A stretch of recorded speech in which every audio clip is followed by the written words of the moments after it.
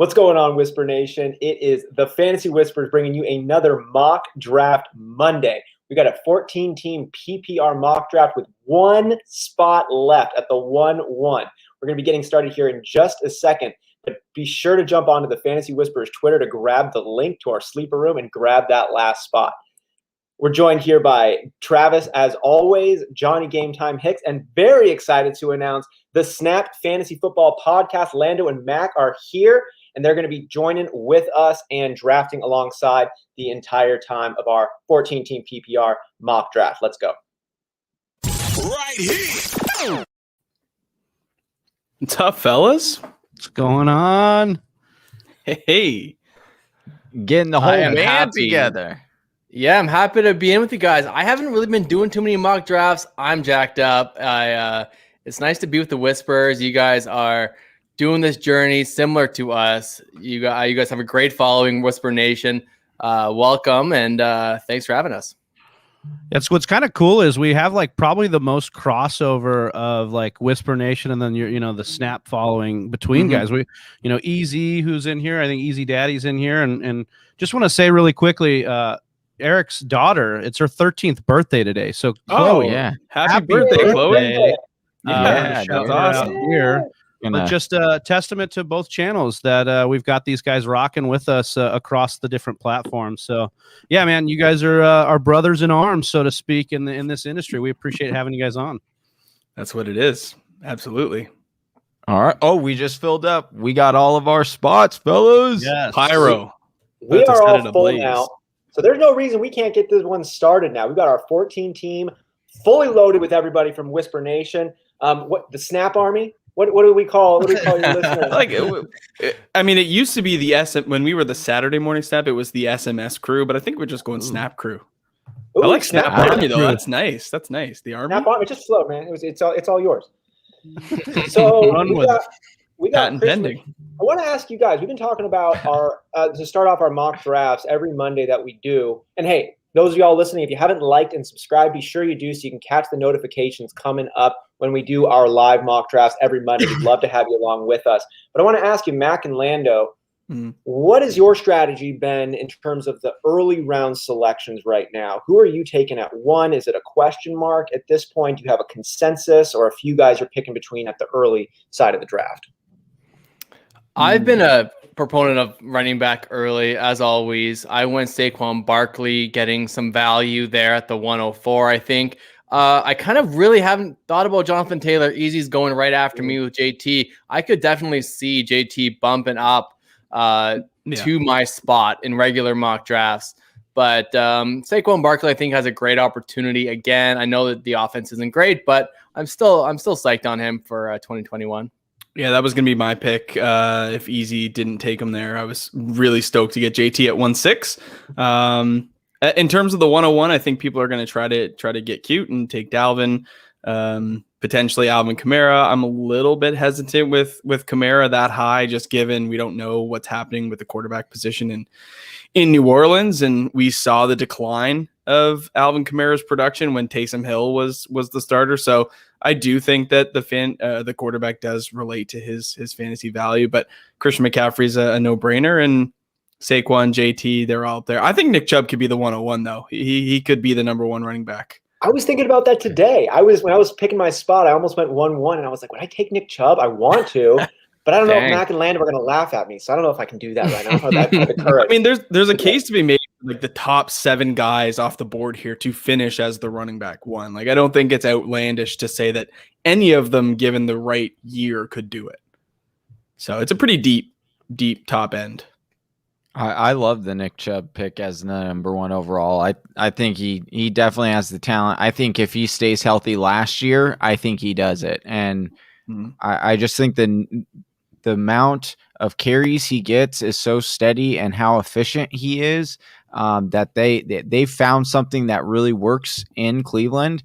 And the thing is his draft capital is driven down so much because of Kareem Hunt, and so many people are afraid of Kareem Hunt, when in reality you have to just look at it for what the situation is. And And that's just what today's football is. Like, you're going to have a 1A and a 1B in running backs. And you look for the best systems and the most efficient players in those. And Nick Chubb checks all of those boxes for me. Which is true, except for maybe Derrick Henry is the one outsider, right? Who is like this 2002, time machine halfback who's here.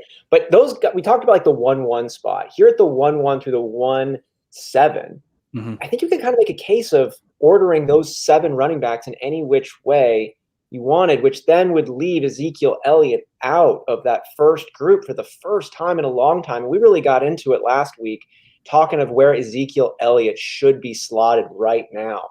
I'm really curious to your take on this. Is he starting to slip the way we saw David Johnson beginning or Todd Gurley beginning to slip? Or is this just a situation where Dak Prescott was out, their offense wasn't on point? Is he on that downward decline? A tier 2 maybe now, or is just last year a fluke year, you guys? You can take this one, Lando.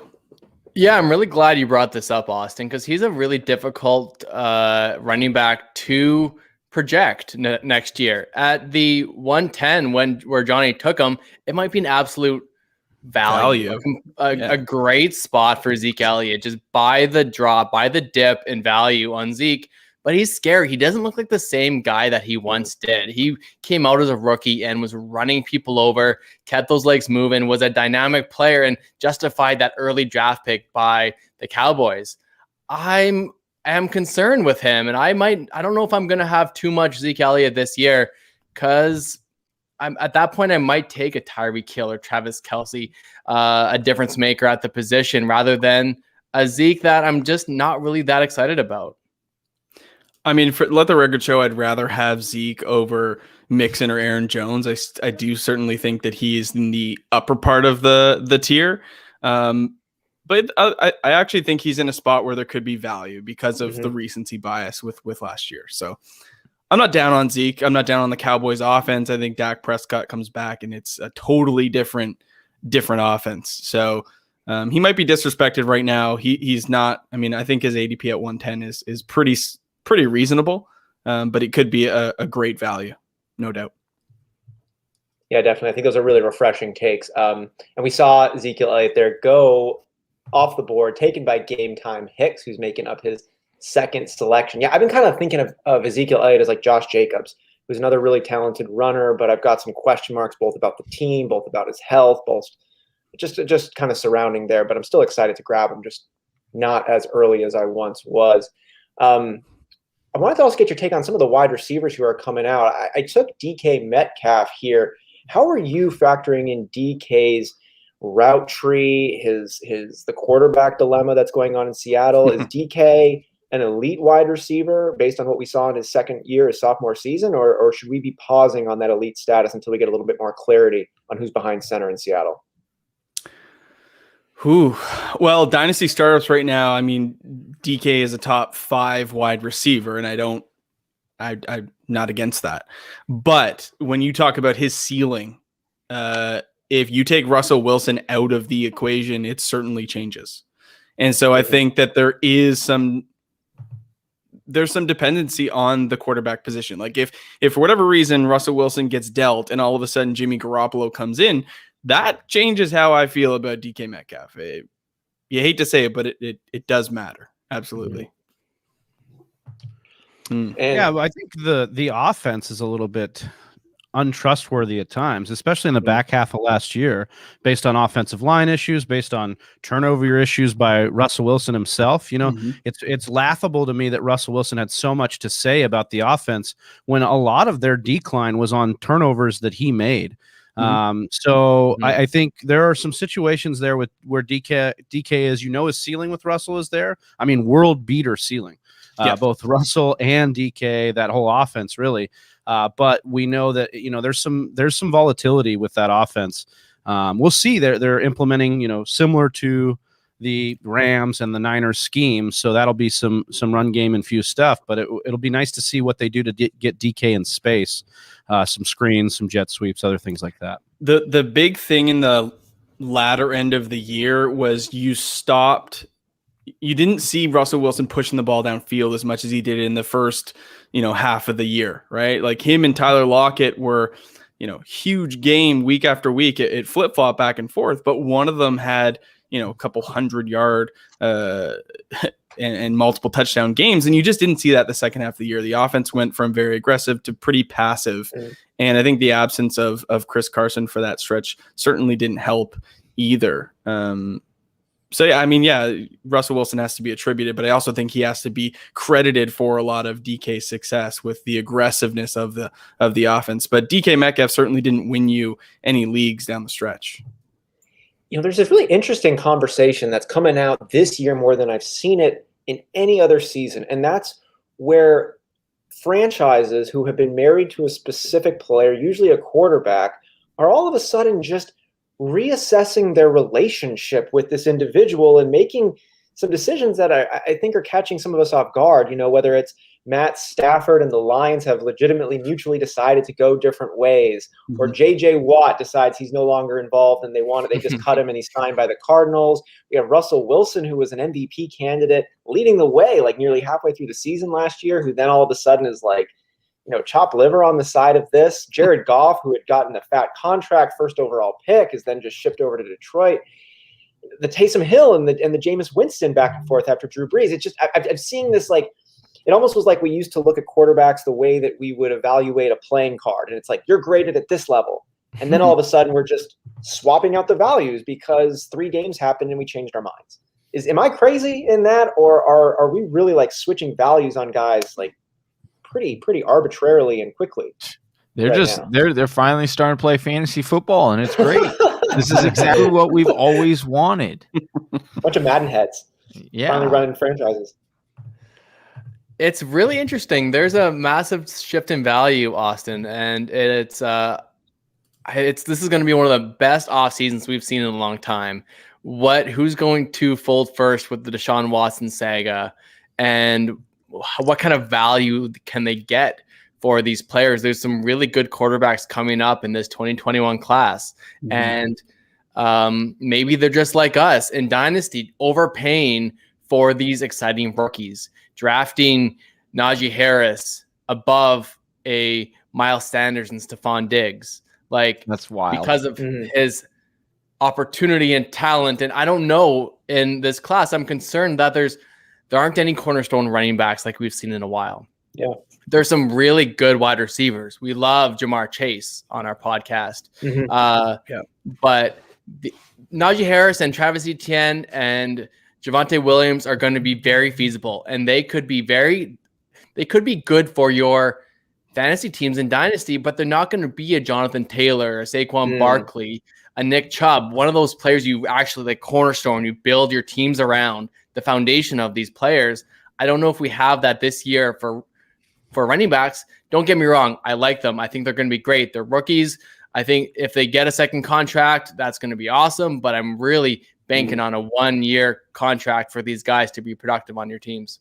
I just think that, like, when you look at it in retrospect, sorry, Austin, I know you're going to recap the teams real quick, but rookies rarely, in the beginning of, for a full season pan out if you draft them high, right? Like Saquon Barkley, he panned out, but what was he like Landon said? Landon, like, he was a cornerstone rookie running back, right? These guys, to me, like Najee Harris isn't a generational type of guy, like Landon was saying. And so for me, like, I have a hard time drafting any of these rookie running backs, especially right now, not knowing where they might land in that situation anytime before the end of the third, early fourth. Well, sorry, I was just going to piggyback off that. We haven't seen, since this isn't like the early 2000s, late 1990s, where you see running backs going in the top 10 picks. Saquon Barkley was really one of the first running backs to be taken. What was he, number 2?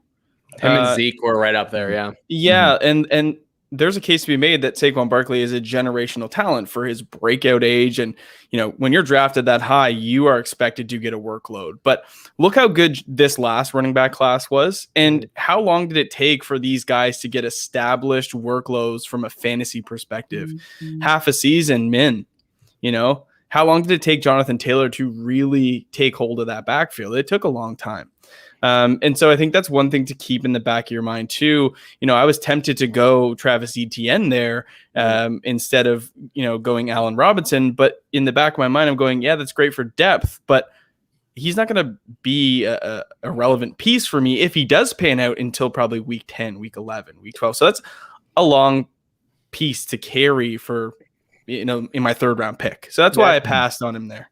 That's a great point. And I need to find the hard stats on running backs selected in the first round, but outside of the top 10. We bring this up every mock draft Monday, it seems. And I had come across such a fire stat that had pointed to some of the things Johnny has been mentioning for years. And that's the contrast you see in a running back drafted in the first round and say the first 5, 10, 15 picks, and then say like a CEH who was taken in the first round, but at the very, very backside of the draft, and how much more production those running backs have their second year than their first. But those guys who are taken early on, the Zekes, the Saquons, the Leonard Fournettes, those guys usually do make a big impact. And speaking of impact, before we keep this conversation going, I want to do a quick recap for the listeners of our first 3 rounds that have been selected all the way through. We saw Christian McCaffrey to lead this draft off at the 1-1 position, followed by Todd Gurley, or excuse me, I'm looking at him on the thing. Todd Gurley did not go 1-2. Christian McCaffrey, Dalvin Cook, Calvin Kamara, Saquon Barkley, Jonathan Taylor, Nick Chubb, Derrick Henry, Devontae Adams, Joe Mixon, Ezekiel Elliott, Aaron Jones, Tyreek Hill, Travis Kelce, and DeAndre Hopkins to close out the first round. We saw the second round start off with DK Metcalf, followed by James Robinson, Patrick Mahomes, A.J. Brown, Austin Eckler, Josh Jacobs, DeAndre Swift, Michael Thomas, J.K. Dobbins, Antonio Gibson, Cam Akers, Clyde Edwards-Helaire, Najee Harris, Miles Sanders to close the second. We saw the third round there begin with Stephon Diggs, Justin Jefferson, Calvin Ridley, Chris Godwin, Keenan Allen, Allen Robinson, David Montgomery, Travis Etienne, Kenyon Drake, Mike Evans, Chris Carson, George Kittle, Lamar Jackson, and I'm closing out the 13th round here with my pick. I got 10 seconds, so I'm going to turn it over. Ooh. That was nice. nice. Right. Look at that. Hey, I don't know if you guys are familiar, but our boy Austin does the 2-minute drill season, and he was just practicing for that regular season grind right there, man. I like that. I will note, though, a friend of mine pointed this out to me in the last, what? Pardon? What did your friend do? No, he pointed this out to me in the last 10 years. Now, if you go back any further than that, I mean, the change in how teams drafted is pretty drastic. But within the last 10 years, there's really only been a handful of running backs selected in the first 2 rounds that haven't warranted a workload at some point in their careers. Like the one that jumps out in the last 5 years is Rashad Penny. He never really got a workload. But you go back and you look at all those draft classes, guys drafted in the first and second round as running backs have turned out to be very fantasy relevant and gotten full workloads. So that's sort of, I think, an indicator in the modern NFL of what the potential possibility could be in terms of like fantasy ceiling. I think it's staggered, right, too, based on draft capital, right? You usually see that equate to production, at least, like you said, on a volume standpoint for a running back, for sure. That tends to be, especially with the Devy guys and some of the dynasty stuff, that tends to be the calling card. Well, he was drafted higher, and sometimes that can be the tiebreaker as far as what we can project as far as production. What are some of the running backs you're then excited for this year coming in, who are maybe second-year players? Maybe there were third-year players who started to come and break out a little bit. For me, I'm really honestly excited about CEH this year. I had thought he could have been a dark horse last year. Definitely wasn't in that tier 1 category by any means, but still at 4.0 yards per carry. The Chiefs are still looking like they're the best offense in the NFL, and unless they make some moves, I'd expect to see a running back who's a little bit quicker, who's a little bit more adept at noticing the holes, and I think you could see a big bump up in production from CEH here too. But I want to know your takes. Who are some sneaky ones that we should be looking out for, whether it's J.K. Dobbins, DeAndre Swift, Gibson, Akers, a lot of guys to choose from here. Who are you most excited about? I think buying the value on Clyde Edwards-Helaire, Austin, is a great call. He was the first pick of those rookies last year, but now he's going at the 5th or 6th spot. So I think it's a great call buying in on the depth of Clyde Edwards-Helaire, like you said, in a great offense. I'm big on Cam Akers. I think what sets him apart from J.K. Dobbins is the workload he saw late in the season with LA. It's a nice that he has Stafford there as well. That offense will just be better. And I thought he was great coming out. He was one of my favorite backs out of college. His offensive line at Florida was just one of the worst of all time. And I think this LA Rams offense is a great offense to really buy right now. It's included in Cop and everyone there. I'm in on Cam Akers as Robert Woods is the name that didn't come to me. And follow up on that, any Darrell Henderson concern? Is he a threat to the ceiling of Cam Akers, or he's playing second fiddle in that band? Yeah, I think I'm not concerned at all with Darrell Henderson, honestly. Right. No. And the one other thing I'll say about CH, I think the Chiefs saw the value in an established run game in that Super Bowl. I mean, they really struggled to push the ball downfield when Pat Mahomes was just swallowed up. I mean, those, as great as they are in scoring in an instant, I mean, those plays take time to develop. And without that run game, without sucking guys up to the line of scrimmage, that really got taken away, and that Tampa Bay defense just planned for it. Well, I think what we also saw from that game, though, was that Pat Mahomes refused to do the checkdowns, which he was so accustomed to before. Because if you look at what Tampa Bay did, they played the Tampa 2 defense, which takes away the big play. But what happened was because Tampa Bay got up so early, Pat Mahomes was pressing, and so normally if you look statistically, it's smarter to let Patrick Mahomes pass than actually hand the ball off and run. Because he's so efficient at it. The problem was he was trying to get back in the game so quickly, and he wasn't taking those checkdowns that he was used to taking, the Pat Mahomes, little out route, the Sammy Watkins kind of little out routes and things like that. He wasn't taking those. He was going and trying to get these long bombs to get in the game quickly. I think that's something that's also different. I think we do kind of it was one game. We have to also realize like they're 23-25, in their last 25 games. Like they've only lost 2 games. And so it's like, I do think that CH will get better.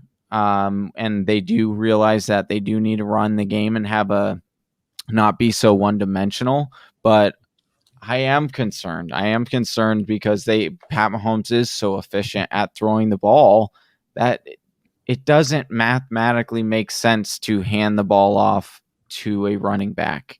It sure does, though, when you're paying your quarterback $500 million and you need him to stay on the field. Yeah. So it makes a lot of sense to pair that with a good running game mathematically. So, and I just wanted to jump in on that because I do think they're going to feel the pain of the Super Bowl a lot more recently. These coaches, these teams, they get recency bias too.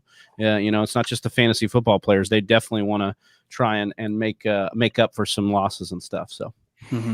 Travi, I wanted to actually ask you what was going through your head at that pick. I know you were waiting, but it's hard to get a word in here with 5 guys. Yeah, they don't let us talk very much, man. Just me and Lando need our own spot. No, I'm just kidding. That's it, Travi. You and I will meet after. We'll have a chat. The show after the show. Over Amari Cooper, DJ Moore, Terry McLaurin, Juju, Cooper Kupp. Give me your thought process a little bit picking Woods. Amari Cooper, I just feel like with the emergence of CeeDee Lamb, that could eat into his value. He's also been an inconsistent guy for a long time, so it's hard to trust him there. Where Woods has been consistent for a long time, I know what I'm going to get out of Woods. He's going to be a top 15 wide receiver, and now his ceiling may be a little bit higher with a guy like Stafford. So maybe he gets into the top 10 this year or something like that because of Stafford. DJ Moore and Terry McLaurin, really just QB issues for me. That's why I went with Robert Woods, because I could trust the quarterback in the situation a little bit more. Do I love those guys? Did I look long and hard at Terry McLaurin? Yes. But with Alex Smith news coming, he's probably going to be cut. I just don't know who it's going to be yet. Once I do know, that could easily propel him above a guy like Woods and things of that nature. Yeah, it's Hanky. That's the answer. Hanky's going to be. For the same reason, I kind of took Jamar Chase next. Like, I know Amari Cooper just had like a cleanup procedure on his ankle. He'll be fine, but it is the emergence of CeeDee Lamb. Michael Gallup's still there. I mean, the Blake Jarwin truthers, I know you're out there too. Those guys are going to be, waiting for him to come back. And yeah, like this offense can be great, but I'm banking on Jamar Chase going to a spot like Miami or potentially Philadelphia, where he can just get a ton of targets, really be a focal point in the offense. So not to say Amari Cooper is a fade. I'm just saying I'd rather. Right. Yeah. That's a really great point. And I'm legitimately curious to hear from the boys from Snap Fantasy and for everybody Whisper Nation who's been listening in on Facebook, Twitter, YouTube. Welcome. Make sure you hit that like and subscribe button to catch our Monday mock drafts coming at you every week, as well as the daily content coming at you daily. And join join the Snap Fantasies channel as well, so you can catch all of their content coming at you. I wanted to ask you guys on your take on some of the rookies right now. We've got some, especially from the wide receiver camp. Mm-hmm. What teams do you start salivating a little bit at the thought of them landing on from a fantasy football perspective? We know how important talent pairing with the right opportunity is. Hello, Russell Wilson in Seattle. But so many of those situations exist. Where would you love to see some of these top level talents in this rookie class land? Mm-hmm. So, I mean, Jamar Chase, I don't really love where he's going to land, but I think he's talented enough where it doesn't really matter. I really think he's head and shoulders better than anybody else in this class. I think Jalen Waddle to the Chargers would be super interesting. Like, just a guy that could blow that offense up. They don't really have a guy that can stretch the field anymore. So having Waddle in there would be awesome. I would also really love Rashad Bateman to Green Bay. I know it's not like an immediate need of ours. People will argue you need another linebacker, you need an O-lineman, but I would love to see Rashad Bateman go to the Green Bay Packers. He's my second ranked wide receiver in the class, as is Landon's, and man, Rashad Bateman is, I think, very special. For the Devonta Smith truthers, I think if he goes to Arizona, that would be a really good landing spot for him. I been a lot Waddle to Arizona would be. That's filthy. Another piece. Yeah. It's like he's like what they might have wanted Andy Isabella to be. Yeah, exactly. We could have had DK. It's okay. So could have 31 other teams. That's what makes me feel better. He was taking 2 picks after, and then we took Harrison Butker, and it's just like, I'm not sensitive on this one. I'm not. Dude, it was definitely Butler. Dude, it was definitely our coaching staff was like, oh, we could get both the speed and the size and 2 players, and we don't have to spend it on DK. Let's go that route. I love Pro Football Focus. I spent the $29.99 a month for the elite subscription, and so did Steve Kime, because I swear to God, he made all of his drafting decisions on that list exclusively. Hey, I was stoked seeing that Andy Isabella had the highest PFF rank of any rookie wide receiver coming in their 5-year history. But don't take him over DK Metcalf. Are you freaking serious, Steve Kime? Are you drinking and drafting again? Kime was going for that tweet that PFF put out, which was that Arizona had the best graded draft based on all the players. It literally might have saved his job based on all of their rankings. Oh man, that was sticky. Oh, we got Josh A is saying Pitts to AZ. That would be. Yeah, that'd be great. There's no way he's making it though. No. Like I think he's going to go top 5. Top 10. They're saying Pitts could go number 2 overall to the Jets. Mm-hmm. And I don't put that past the Jets to make that pick, but I also kind of like that pick for the Jets because it makes a lot of sense. But the Chris Herndon truthers are going to be salty. Oh my God! It's just a reality. Like Kyle Pitts is one of the best tight end recruits that we've seen come out of college, in a long time. If you see Goodell up there and say wide receiver out of Florida, Kyle Pitts, where does he rank as a wide receiver for you? I honestly reclassifies. I think he's a top 4 wide receiver still. Yeah, I think he's 2. I'd have him 2, yeah. And I don't argue with that. Like I could see that path. Like I don't know if I'm quite there yet, but I definitely do understand the argument of like he just hope everything Devontae Smith does and better. I just hope they don't like the fantasy player in me just really wants him to be in that tight end position to just wreak havoc. Absolutely. Absolutely. Yeah. Oh, no doubt. No doubt. No doubt. I agree. I'm really curious. I'm legitimately curious on this one. We do a lot of mock drafts. We do them every Monday. And if you haven't liked and subscribed to the channel, make sure you do so you can catch those notifications coming at you when we do them every single week. But we talk a lot about the projections and our hits. You mentioned Lando, Chris Herndon. And God, I was a truther on Chris Herndon last year. And I was so stoked to snag him at the end of so many drafts. And then when I looked at week 4 and he had like, oh my God, it was like ridiculous how few points this man had amassed. It was like him and I were contending on a real level. It was ridiculous. Who were you guys just flat out wrong about? I was so wrong on Chris Herndon. That last year, that one was brutal. We all had wins. We're all fantasy football geniuses here. Our word is gold. You can take that to the bank, put it in Bitcoin, and take it straight to the moon. But who were on the rare off chances that you missed on last year and last season? Oh, man. I'll say mine. I know one off the top of my head, and I'm still kind of holding out because I just think he hasn't had a good situation. But you're still in the denial. You're still in the denial stage of grief. Break out, dude. N'Keal Harry. N'Keal Harry.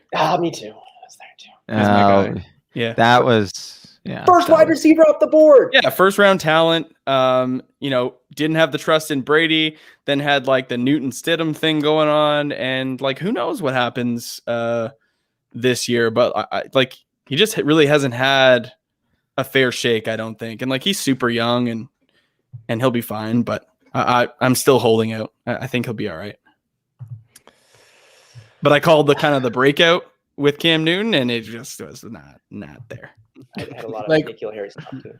What comes to me that I was wrong about is that players that did well, like Stephon Diggs, doing everything he did, changing situations and balling out, like being a true alpha, being a top 5, top 3 wide receiver this year, right? And then drafting Zeke Elliott really high and thinking that he could be arguably the number 1 running back. I know things happen, but you're still wrong about that. I didn't take Dalvin Cook. I didn't take I don't know who else. Derrick Henry. I should have taken these guys, and I took Zeke Elliott. So I guess a few of those top 5 picks, though, Lando, went south. You know, you had Christian McCaffrey, Saquon Barkley, and Zeke all go kind of south. Yeah. So can't fault you too much when you take a top 5. We had a weird year for the top 5. It seemed like last year. Yep. Oh, okay, never mind. I'm good. I'm good. And I'm getting ready here to make my selection. But before I do, I want to give the last 2 rounds a rundown and picks here 4 and 5. We saw Leonard Fournette start the 4th round off. Kenny Golladay was selected next, followed by Kareem Hunt, Julio Jones, Darren Waller, Adam Thielen, CeeDee Lamb, Robert Woods, Jamar Chase, Amari Cooper, DJ Moore, Terry McLaurin, Cooper Kupp, Jalen Waddle. Man, it's a lot of wide receivers. And here they come some more. DJ Chark, T. Higgins, Tyler Lockett, Odell Beckham, Justin Herbert, Juju Smith-Schuster, Cortland Sutton, TJ Hawkinson, David Johnson, Russell Wilson, Raheem Mostert, Mark Andrews, Todd Gurley is gone. And I'm going to close out the 5th round here with the quarterback from Arizona, Kyler Murray. Pair him up with DeAndre Hopkins. That's fun. It's just a fun. Very nice. Very nice. Like have fun. I had considered at my pick pivoting just because of the wide receiver run that was ensuing and maybe going elsewhere, but I didn't like the value at running back, and there's just like 5 or 6 names I loved at quarterback, and I wasn't impartial to any, so I just thought I'd take Juju. But huge wide receiver run. Crazy. I think Juju gets more slack than he deserves. Maybe. Well, and if he ends up, I'm looking forward. I'm kind of banking on him ending up somewhere else. Like Green Bay would be. Oh, don't do that. I'm just saying. I didn't like the fact we need a perfect slot wide receiver, and I can think of nobody better than Juju. Hey, I definitely want Juju to move on from Pittsburgh. Needs to. But it made me very concerned when he was like, I want to go back to Pittsburgh this past week. I was like, but no, we don't want you to go back there. Like, move on. Yeah, I think you'll be better off somewhere else. Cause like, oh my gosh, I knew I should have taken him in the 4th or in the 5th. I wanted Ronald Jones. Of course I thought he was going to get to me in the 6th. No way. I was going back and forth between, I was like, oh, quarterback, decision, the or wrong do I decision. take Ronald Jones right here? And I was like, oh, I'll just go ahead and take Russell Wilson because he just happens to be here, and Ronald Jones will make it back. And then, oh my You could have taken Josh Allen here instead, Mm-hmm. and then had yeah, I Ronald know. Jones. I'm very mad about that hate yourself? turn of events there. That was There is a good possibility that the Cats pajamas by week 10 could have no starting running back. Cat's pajamas. That's how we live, man. Yeah. When you live your life by the cat's pajamas, it's a wild and reckless, lawless ride. I Cats love do it. what they do, you know? What do you guys think about James Robinson? We've had some debates over his value, especially in Dynasty, but like it's hard for me to take him this high. And then the second, you think that's too high? The end of the what? Why? Are you projecting him to as- be a top 10 running back? I mean, as I think he was pretty much there, man. He averaged 14 points in PPR. No, all year look, long. I know what he did. I know what he did. I just don't see what changes by improving the quarterback position other than improving the offense. Sure. So, like, I just Who they don't. What's the who case was the against? compliment to James Robinson the whole year? James Robinson. James Yeah. Robinson. James- Chris Thompson, injured majority of the year. Daria Gumbawale, irrelevant. Raquel Armstead never got off the COVID list. Yeah, you're naming on a a bunch of ventilator. names that are like, I know. Where's the lie though? Like, is Jacksonville going to somehow they're magically going to get a complimentary piece that's going to pull back from what they want to do? Why couldn't they take Travis Etienne at 25 and pair him with Trevor Lawrence? What does that do to James Robinson's value? They have a lot have more other needs. holes. Yeah, they have don't other need needs than running back. I don't disagree that I think that they'll bring in another running back and maybe Absolutely he doesn't get the entire work share. But once again, what we're seeing, and if you look at the data and it actually backs this up, players are more efficient when they have less carries. And so I think James Robinson could be very similar. He's going to be the goal line back anyway. So that's going to be, I think he'll get more goal line work than he had last year. So then you see the increase there. I do understand where you're coming from, Mac, because trust me, I was one of the last people to get on board of the James Robinson boat and bandwagon. But I will say, like, he looked good last year, so there's no reason for them to, when that team has a lot of needs, there's no reason for them to try to address something that I don't think that needs to be filled right now. Like, yes, they'll bring in another running back. He'll probably get less carries, but you have to think he'd be just a little bit more efficient and he'd have more scoring opportunities because of, Trevor Lawrence coming in there, them actually being able to move the ball and be efficient. It's not just he's not just a plotter. I mean, he had 4 or more catches in 8 of his final 12 games. The guy can catch. Yeah, the guy can catch the ball too. So when you say like, oh yeah, who else was there? Well, they didn't really need anybody else, to be honest. Like they didn't have anybody else. That's my point. Anybody else. Let me call the elephant in the room. Here's the elephant in the room and why there's any doubt at all in James Robinson. Undrafted. If this guy was taken in the second round and was a top 5 running back last year, would anybody be saying we should take him outside of the top 3? No. It'd be Probably totally not, right? different. Look, Johnny said he was almost the last guy on James Robinson. I was the last guy on James Robinson. Like, I told everybody let's to clarify. avoid Jackson. I'm not on James Robinson. Yeah, I'm never there. I'm talking about last year. So, like, I literally had to come to Jesus and write about him in an article this year and say, look, like, I was wrong. Like, he was exciting to watch. I should have told people to invest more. I should have personally invested more in him. But I don't want to get caught in recency bias the other way and say just because I was off of him last year and was wrong that I want to come back to the altar, so to speak. But I really do believe that, barring some sort of, ETN pick or something higher, capital wise, I think that he's set up to be just fine for that spot, second round. I mean, you're going to take your chance on other guys there. So let me position this a different way. What can James Robinson do that Austin Eckler, Josh Jacobs, DeAndre Swift, J.K. Dobbins, Antonio Gibson, Cam Akers, Clyde, and Miles Sanders can't do? Because all of those guys are going to have equal-ish workloads. Yeah, so it's just personal preference. Like, am I going to fault you for taking the guy there that you like? No, I just like, why do you like James Robinson over those more proven guys? I don't. I'm just saying I don't mind the pick there. That's why I'm saying I think 202 is high for James Robinson. Yeah, I think there's better options elsewhere. This is a really interesting question, though, Mac. But like at 202, and if you're like, I want James Robinson, that's my guy. I'm not going to get him. Like, I'm not going to fault you for taking him. Yeah, there. sure. I wouldn't take him there. I wouldn't take him there either. I wouldn't take him at all. Which running back would be the most negatively affected if that franchise drafted one of these top 5 running backs this year? You know, we've mentioned, you mentioned if Travis Etienne was taken, that would have an impact on James Robinson. We can argue if that was a positive or a negative. But what running back would really have a negative fantasy impact if that team did draft? The one for me that comes up is David Montgomery. I think David Montgomery is a really good talent. I think he actually leveled up at the end of last year, but he's another guy who had Tariq Cohen is not an actual plotter type running back who's going to compete. So if he did, I'd be a little nervous about that. But does anybody come to mind that if you had, I'll say it like this, maybe I'll frame it like this way. If you had this running back in Dynasty and then that team drafted a player, your heart falls the furthest. So I'm going to address a couple things here because Mac went off and there's a couple tiers to what I believe as well. I'm losing my thing. In Dynasty Far, so redraft is a different animal. I think it's possible if Jacksonville doesn't take a running back in the draft that the workload alone, James Robinson's going to has a fine year. He showed that he could do it this past year, and the upgrade at quarterback, like Travis mentioned, is going to be great.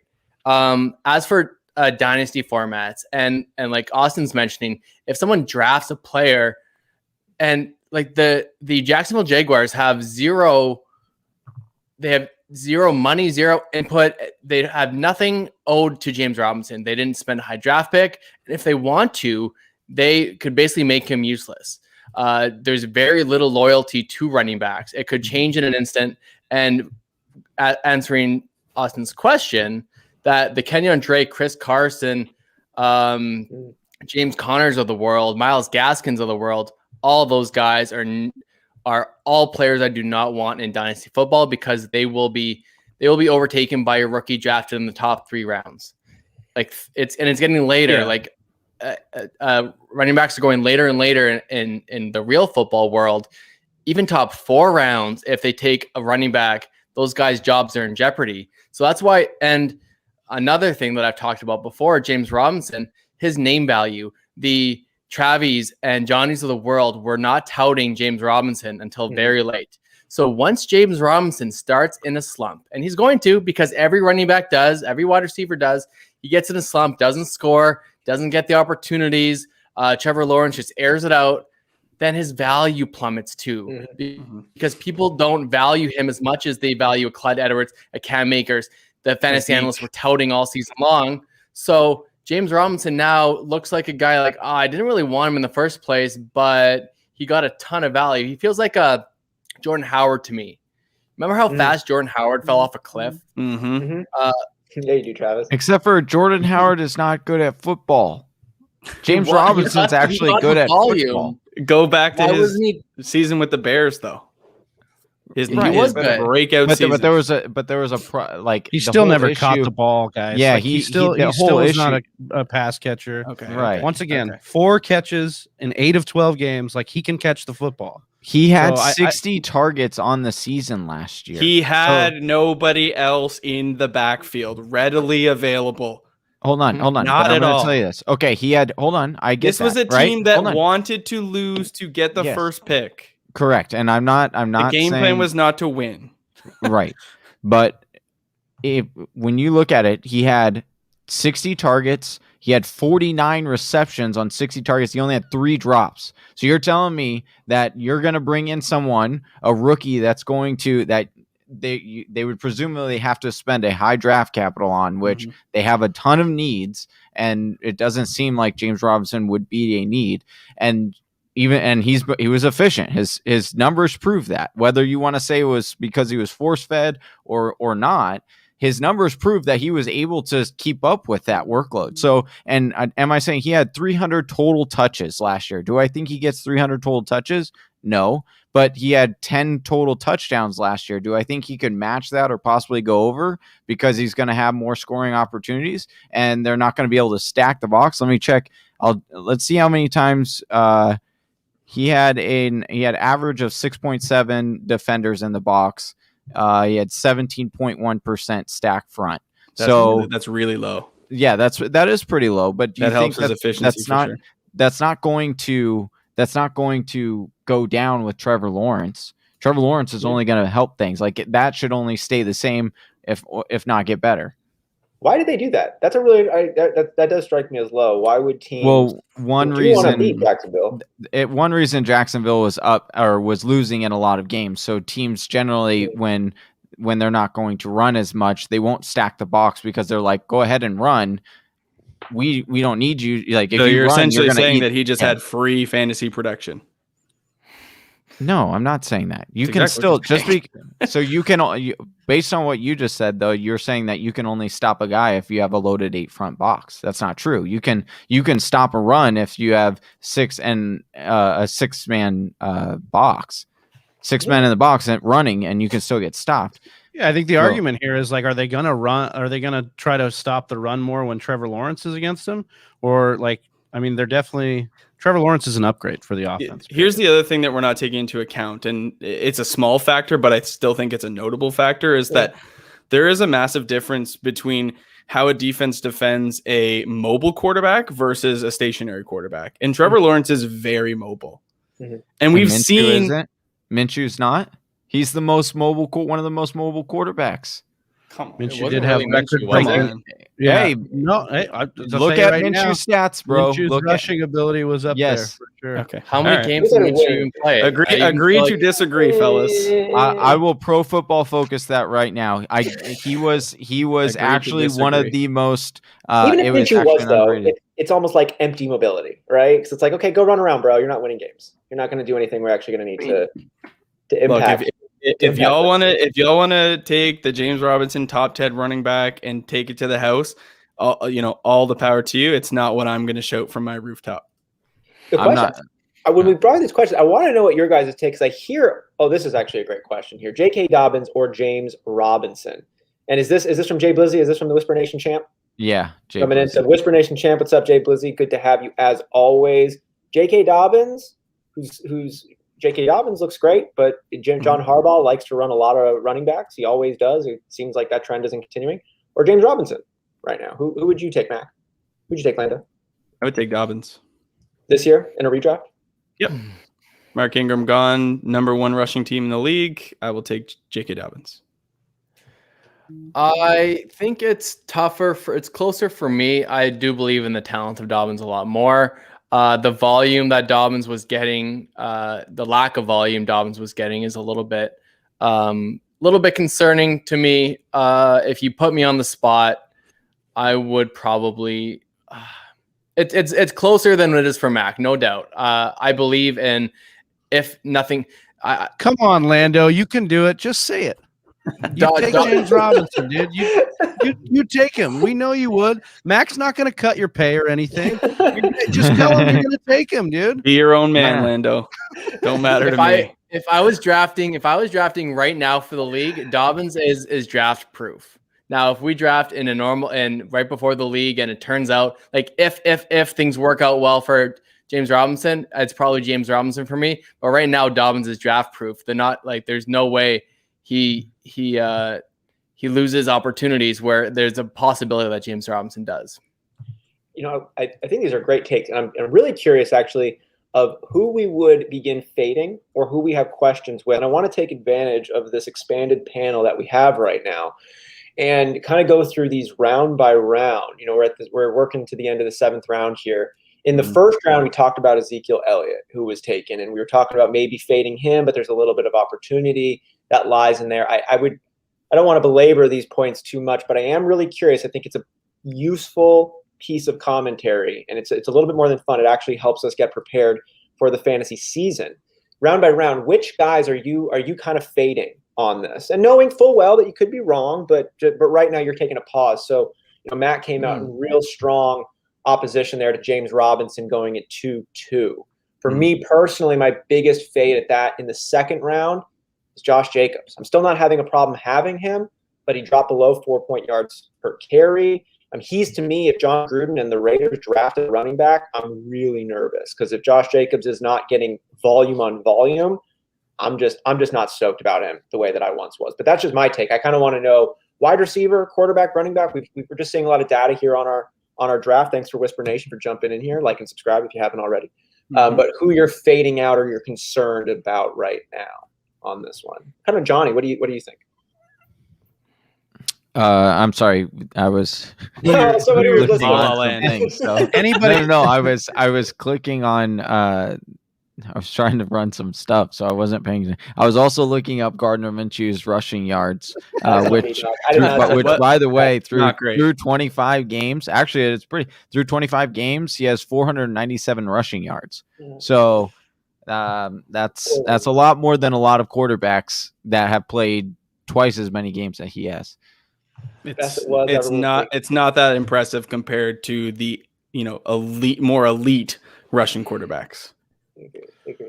It's just Trevor it's Lawrence. not. I'm not trying to say Gardner Minshew's. I'm not trying to say Gardner Minshew's elite. Hold on. Like 350 rushing yards is not. Okay, but Trevor Lawrence going to be an elite rushing quarterback? Yeah, is that what Trevor Lawrence? Yes. Yeah, he's going to be an elite rushing quarterback. He's going to rival Josh Allen and Lamar Jackson and Deshaun Watson in rushing yards. I mean, did you not watch him in college? I did watch him in college. I want to see him be that. I want to see him be that fast against NFL defenses and not ACC defenses. He's gonna be Alex Smith. Okay, right? Speed is speed, brother. All right. Maybe Josh Allen running. I can certainly tell you that as a fan of Kyler Murray and watches every single game, speed at college and speed in the NFL are different. Kyler got away from a lot more tackles and a lot more defenders in college than he did when in the NFL. He gets sacked quite a bit here.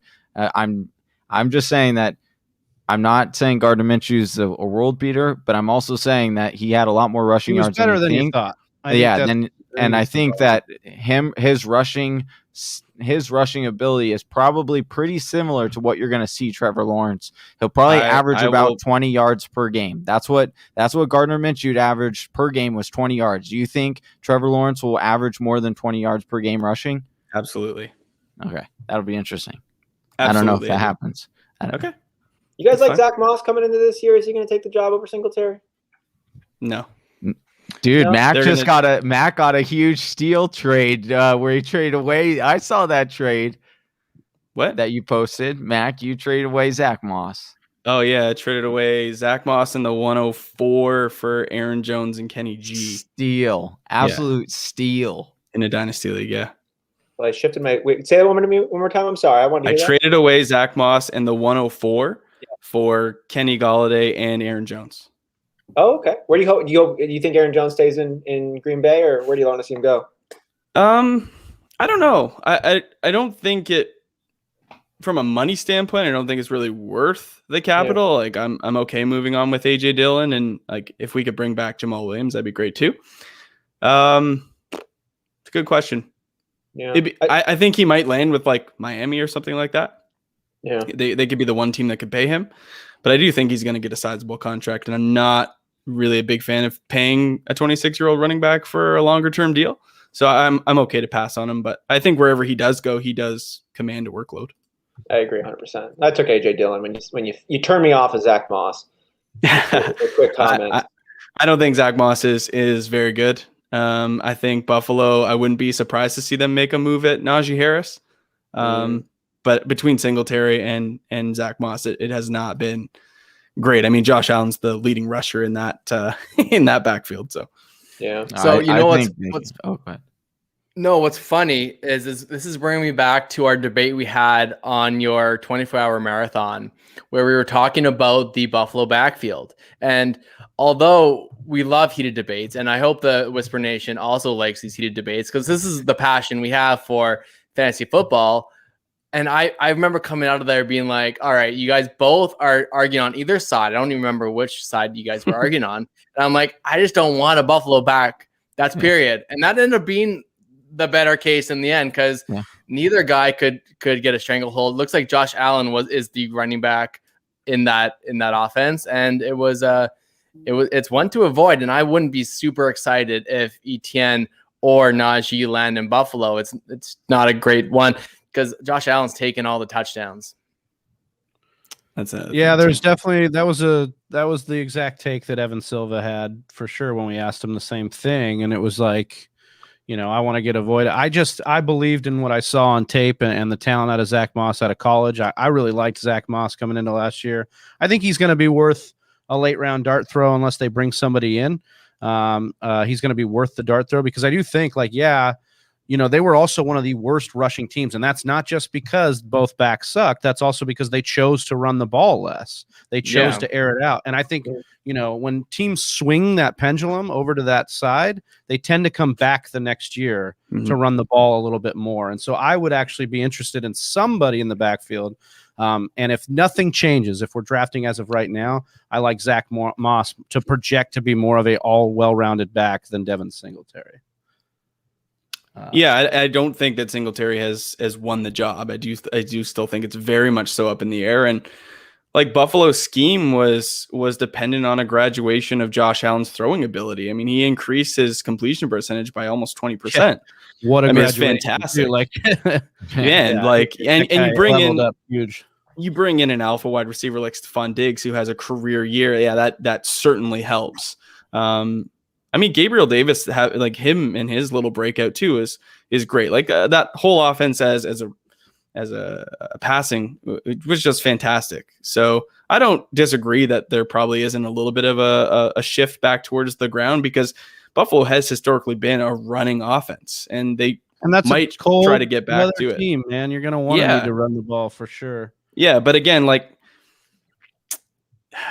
I think Josh Allen's mobility certainly helps the passing game because it does force, maybe the odd QB spy or some linebackers to stay up on the line to try to manage him a little bit. So that certainly helps open things up. Do you think that they'll run the ball more? Do you think it's like the running back is the problem, or do you just think that they're like, well, just let Josh Allen get, because he is getting better every single year. He's getting more accurate. They brought in these weapons.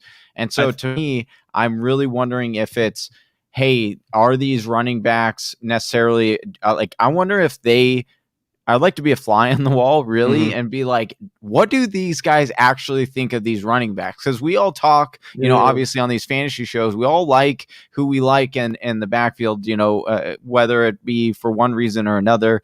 I mean, at this point, we don't know who's right or wrong, right? But it would be interesting to know what they're saying in these things of like, we actually think Zach Moss is a really good running back, or we really think Singletary is a good running back. We just can't run the ball, or we just think it's better to give Josh Allen the ball. I don't know. It's wild to me because I look at some of these games where they should have positive run game script and they still don't run the ball. Right. I'll say the one thing I think Landon brought up is that when it gets to the goal line, touchdowns. Yeah. Josh Allen is just so much more effective at the goal line than Moss or Singletary. And at 6'6", 250, how are you going to stop the guy? You got to go with the most effective option. And I think Josh Allen is proven Josh to be Allen that. may be the most apt guy to try to make a run at Cam Newton's rushing touchdown record. That's active in the NFL right now. So Cam Newton did a decent job of that this year, though. Yeah, right, exactly. It's like 2 a game at some points. Yeah. Johnny, those points are really interesting on being a fly on the wall. And when you were describing it, I saw a lot of similarities between the Buffalo Bills and the Kansas City Chiefs, which we actually don't really talk about all that often. But we had another somewhat disappointing rookie running back in CEH who still averaged over 4 yards per carry. Looking at Zach Moss in a similar light, they still over 4 yards per carry, but had 130 something total touches. They had Singletary still taking over work. Same thing with Le'Veon Bell that they brought in. You got a quarterback who can chuck the ball like crazy. But then to Travis's point that he mentioned earlier, you've got this amazing franchise generational type quarterback. You need to make sure you have a run game to keep him playing on this one. So I'm very, very curious to see what they end up doing with the run game. And I think they want to get it going. And if Zach Moss is the answer, convenient. But I think we'll see a lot in year 2. It would be really interesting to see what happens to Josh Allen around the goal line to the Buffalo offense if they bring in Najee Harris, because I have seen a lot of mock drafts have him go to the Bills, and like when you bring in a 6'2", 230-pound back who profiles like a little bit more mobile and agile Derrick Henry, I think more like a Matt Forte is a better comp, but you bring in sort of a physical back like Najee. Is that going to take some of Josh Allen's goal line presence away? Maybe they'll have some confidence in him around the goal line. If they spend high draft capital, it absolutely should. I think that every team wants to run the football on the goal line. They don't want to get their quarterback hurt. We saw Kyler get banged up in week, I don't remember, it was like 9 or 10, and you really saw a dip in his fantasy production when he wasn't running. He didn't miss games, but it was just enough to hurt your fantasy team. And every quarterback goes through it, whether it's Russell Wilson or Carson Wentz. That time when they get hurt or when their coaches kind of tell them, stop doing that, you're putting yourself in harm's way, then they're going to make the disposable running back put in that situation a lot more. Speaking of Kyler Murray, he was the one left off on the rundown. So I want to get through these last 3 rounds for our listeners before we get too far behind. Kyler Murray closed out the 5th round. Ronald Jones started out the 6th, followed by James Conner, Myles Gaskin, Deontay Johnson, Deebo Samuel, Will Fuller, Brandon Ayuk, Deshaun Watson, and Josh Allen, Kenneth Gainwell, Javonte Williams, Devonta Smith, Dak Prescott, and Kyle Pitts are off the board to close the 6th. Devin Singletary kicked off the 7th, followed by Rashad Bateman, Jerry Jeudy, Rondale Moore, Devontae Parker, Brandon Cooks, Jarvis Landry, Trevor Lawrence, Tyler Boyd, Chase Edmonds, Chase Claypool, Marquise Brown, Michael Gallup, and T.Y. Hilton to close the 7th. Start the 8th off with A.J. Dillon, followed by Henry Ruggs, Robbie Anderson, Zach Moss, Chuba Hubbard, so fun every time, McCole Hardman, Terrence Marshall, Alexander Madison, Christian Kirk, Carson Wentz, Aaron Rodgers. How one went before the other, I don't know. Oh, it is auto pick. There we are. J.D. McKissick, Nyheim Hines, and Le'Veon Bell to close out the 8th round. We're going to 13 rounds. No kickers, no defense, but we do have rookies in this draft. No kickers, no defense? Surprise. That's why I came. Austin, actually, I wanted to answer your question about like who I'm kind of fading. And when I look at the draft board, Sleeper does a great job of laying this color-coded draft board out. And I think it's going to be it's looking at the tiers. Like in the first round, you have Tyreek and DeAndre Hopkins go. I think at their draft capital, I would rather just wait and get the Stephon Diggs, Justin Jefferson, Calvin Ridley in the 3rd round.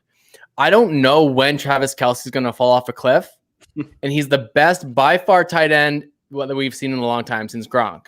But I don't know if I'm just going to maybe dig my heel in and not take Kelce in the 1st round, because that's what it's going to take to get that positional advantage in fantasy football this year. And I don't know if I'm willing to take that. He's getting up there. He's still with the best fantasy quarterback of all time, or that we have right now. But I think I would just rather just get a running back, follow the grid, and then and follow the draft and take a wide receiver in the 4th, 5th round and get the value there. I think that's kind of where my draft strategy early on. I know it's March, but that's where I'm going to lean to start. I heard that 2021. Travis Kelce always. When is he going to fall off? When is that going to happen? And George Kittle, I'd rather have George Kittle last year, anyways. We've been saying that about Julio too. He fell a long ways in this draft too. Yeah, I don't want to go down that road again with Julio because I just seem to get it wrong every time. So I'm not even going to comment. But I think he's appropriately priced in this draft. Is Calvin Ridley appropriately being taken ahead of Julio Jones in a lot of drafts now? Yeah, I think so. That's fully switched. Yeah. What's going to be the most interesting piece, I think, this year is looking at this draft at the 102. We're going to know right away if Sam Darnold's in the immediate plan or not. You know, if they go Penei Sewell, for example, be great protection for him, or even Rashawn Slater. I think, you know, it's going to be like, okay, cool. You know, we've got Sam Darnold, but if they go, which I think for the record, I think is better for the long run. If they come out and grow Zach Wilson, Justin Fields, I think it's going to be can of worms. And here's what's difficult that we were talking about earlier in the show, like people that were like really intrigued by, or players that were intrigued by, right, going into the next year. And Sam Darnold is one of those players for me, because I have heard repeatedly on multiple podcasts of like insiders that have said and have seen Sam Darnold play like in practice and stuff, and say like, yo, this guy can actually be a really solid quarterback. It was Adam Gase. And like, and we've seen through so many examples. I mean, I can understand if it was like one or two examples of players like going somewhere else and like popping off, but we have seen it through like several players now where like they don't just go to a team and be okay and like, oh, they're a little bit more flat. Like they're really good players that have really solid seasons. So I am really intrigued to see where Sam Darnold goes, what kind of impact he has, because I don't think that we've seen the true potential of Sam Darnold. He's still only 23, 24 years old. He's still really, really young. Yeah. It's I'm really excited to see what happens there. Yeah. If I was a Jets fan, I would want them to take an offensive lineman. Absolutely. Me too. Yeah. I just think like you see what happened with the Bengals this year, and like as great as Joe Burrow is or was, if you don't have protection, you can't be effective. Like look how long Tom Brady had to facilitate the ball in that Super Bowl, or even in that playoff run. I mean, that line on both sides of the field, offense, defense, is so impressive. You give Sam Darnold time, I bet you he's a lot more effective than what he has been. You know, and you take Adam Gase out of the equation with a very questionable scheme and coaching history. Look how many players who have been relevant, been productive outside of the Adam Gase realm. It's really staggering. The list is pretty long. Kalen Balazs was like a fun one last year, right? That was yeah. Well, I think that's seriously, that should be the only case study we need. It was like Kalen Balazs went from the worst football player ever. No offense to Kalen Balazs, with all due respect, if you're watching the show, but like on paper, man, you were the worst football player ever in the NFL. And then all of a sudden last year, it looked like you deserved to go to the Pro Bowl behind in LA. So I am very intrigued by Sam Darnold and what he could potentially bring. Tannehill? Ryan Tannehill escaped, was fantastic. Kenyon Drake, even though you guys don't believe in Kenyon Drake still. Kenyon Drake, yeah, sure. I mean, he was relevant almost instantaneously. Devontae Parker finally had a breakout season after 4 years. Adam Gase moves on. It initially sounded like a conspiracy theory, and then when you start stitching all of these names together, you're like, oh wait, Ryan Daniel, yeah, really real. Devontae Parker, yeah, that was really the galaxy brain is starting to go here. You're like, wait a second. Adam Gase really was that bad. What? Well, I just thought it was funny. Mac said the nicest thing anybody said about Adam Gase: questionable. The offense was questionable. Yeah, I think it was downright awful. He's the perfect coach. He's the perfect coach to bring in to keep your team under 2 wins, just so you don't slide too far down the draft board. You want to tank but not look like you're tanking. You want to tank wrong, you just bring in Adam Gase. You want to tank with respectability. You want to like see a real intense face. Like get him and put Hugh Jackson on the assistant coaching staff. I have a question for you guys. What are your thoughts about organizations giving the quarterback more say when it comes to personnel? Because it's been a hot topic on like NFL Network and that kind of stuff, where Aaron Rodgers and Russell Wilson want more input when it comes to deciding who they draft. Obviously, it didn't go super well with Patrick Mahomes last year, picking Clyde Edwards over Jonathan Taylor. But I think we think that Russell and Aaron have earned it. Do you guys agree with that?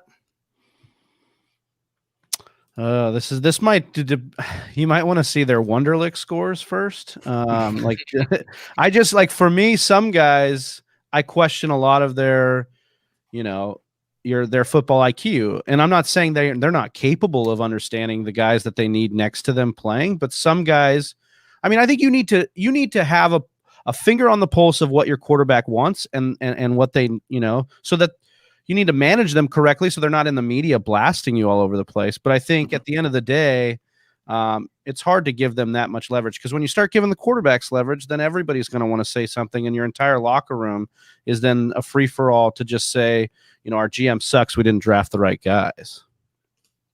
No, I think he needs to have a seat at the table.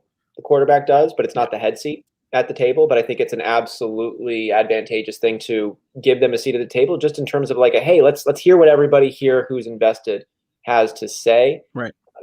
That came to mind. The first one was, former Chicago Bulls general manager, may he rest in peace, Jerry Crouch, who was making decisions that Michael Jordan really, really didn't like, in terms of the different guys that they drafted and coaching switches up to Phil Jackson. And, Michael Jordan didn't like it, and all of his stats went down, and then they started winning championships.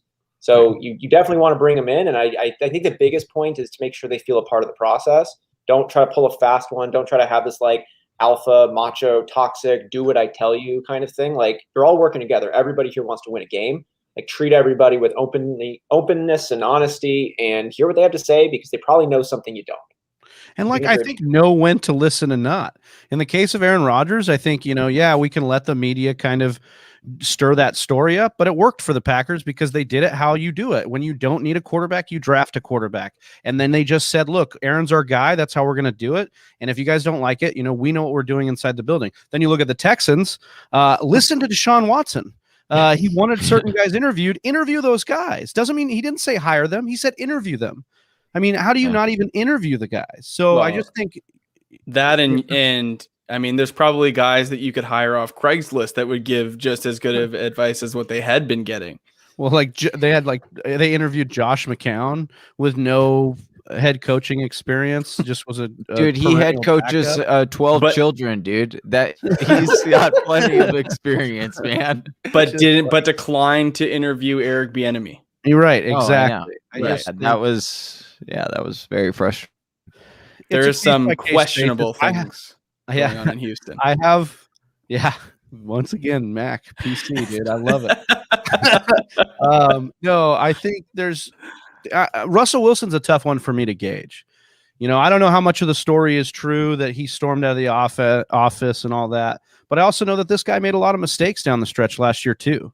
He complains about how he got hit a lot, but he also just threw some terrible picks down the stretch. So, I don't know. And sometimes you hear him talk in interviews and you just think he's just a goof meathead sometimes. So I just don't really know if I trust his input all the time.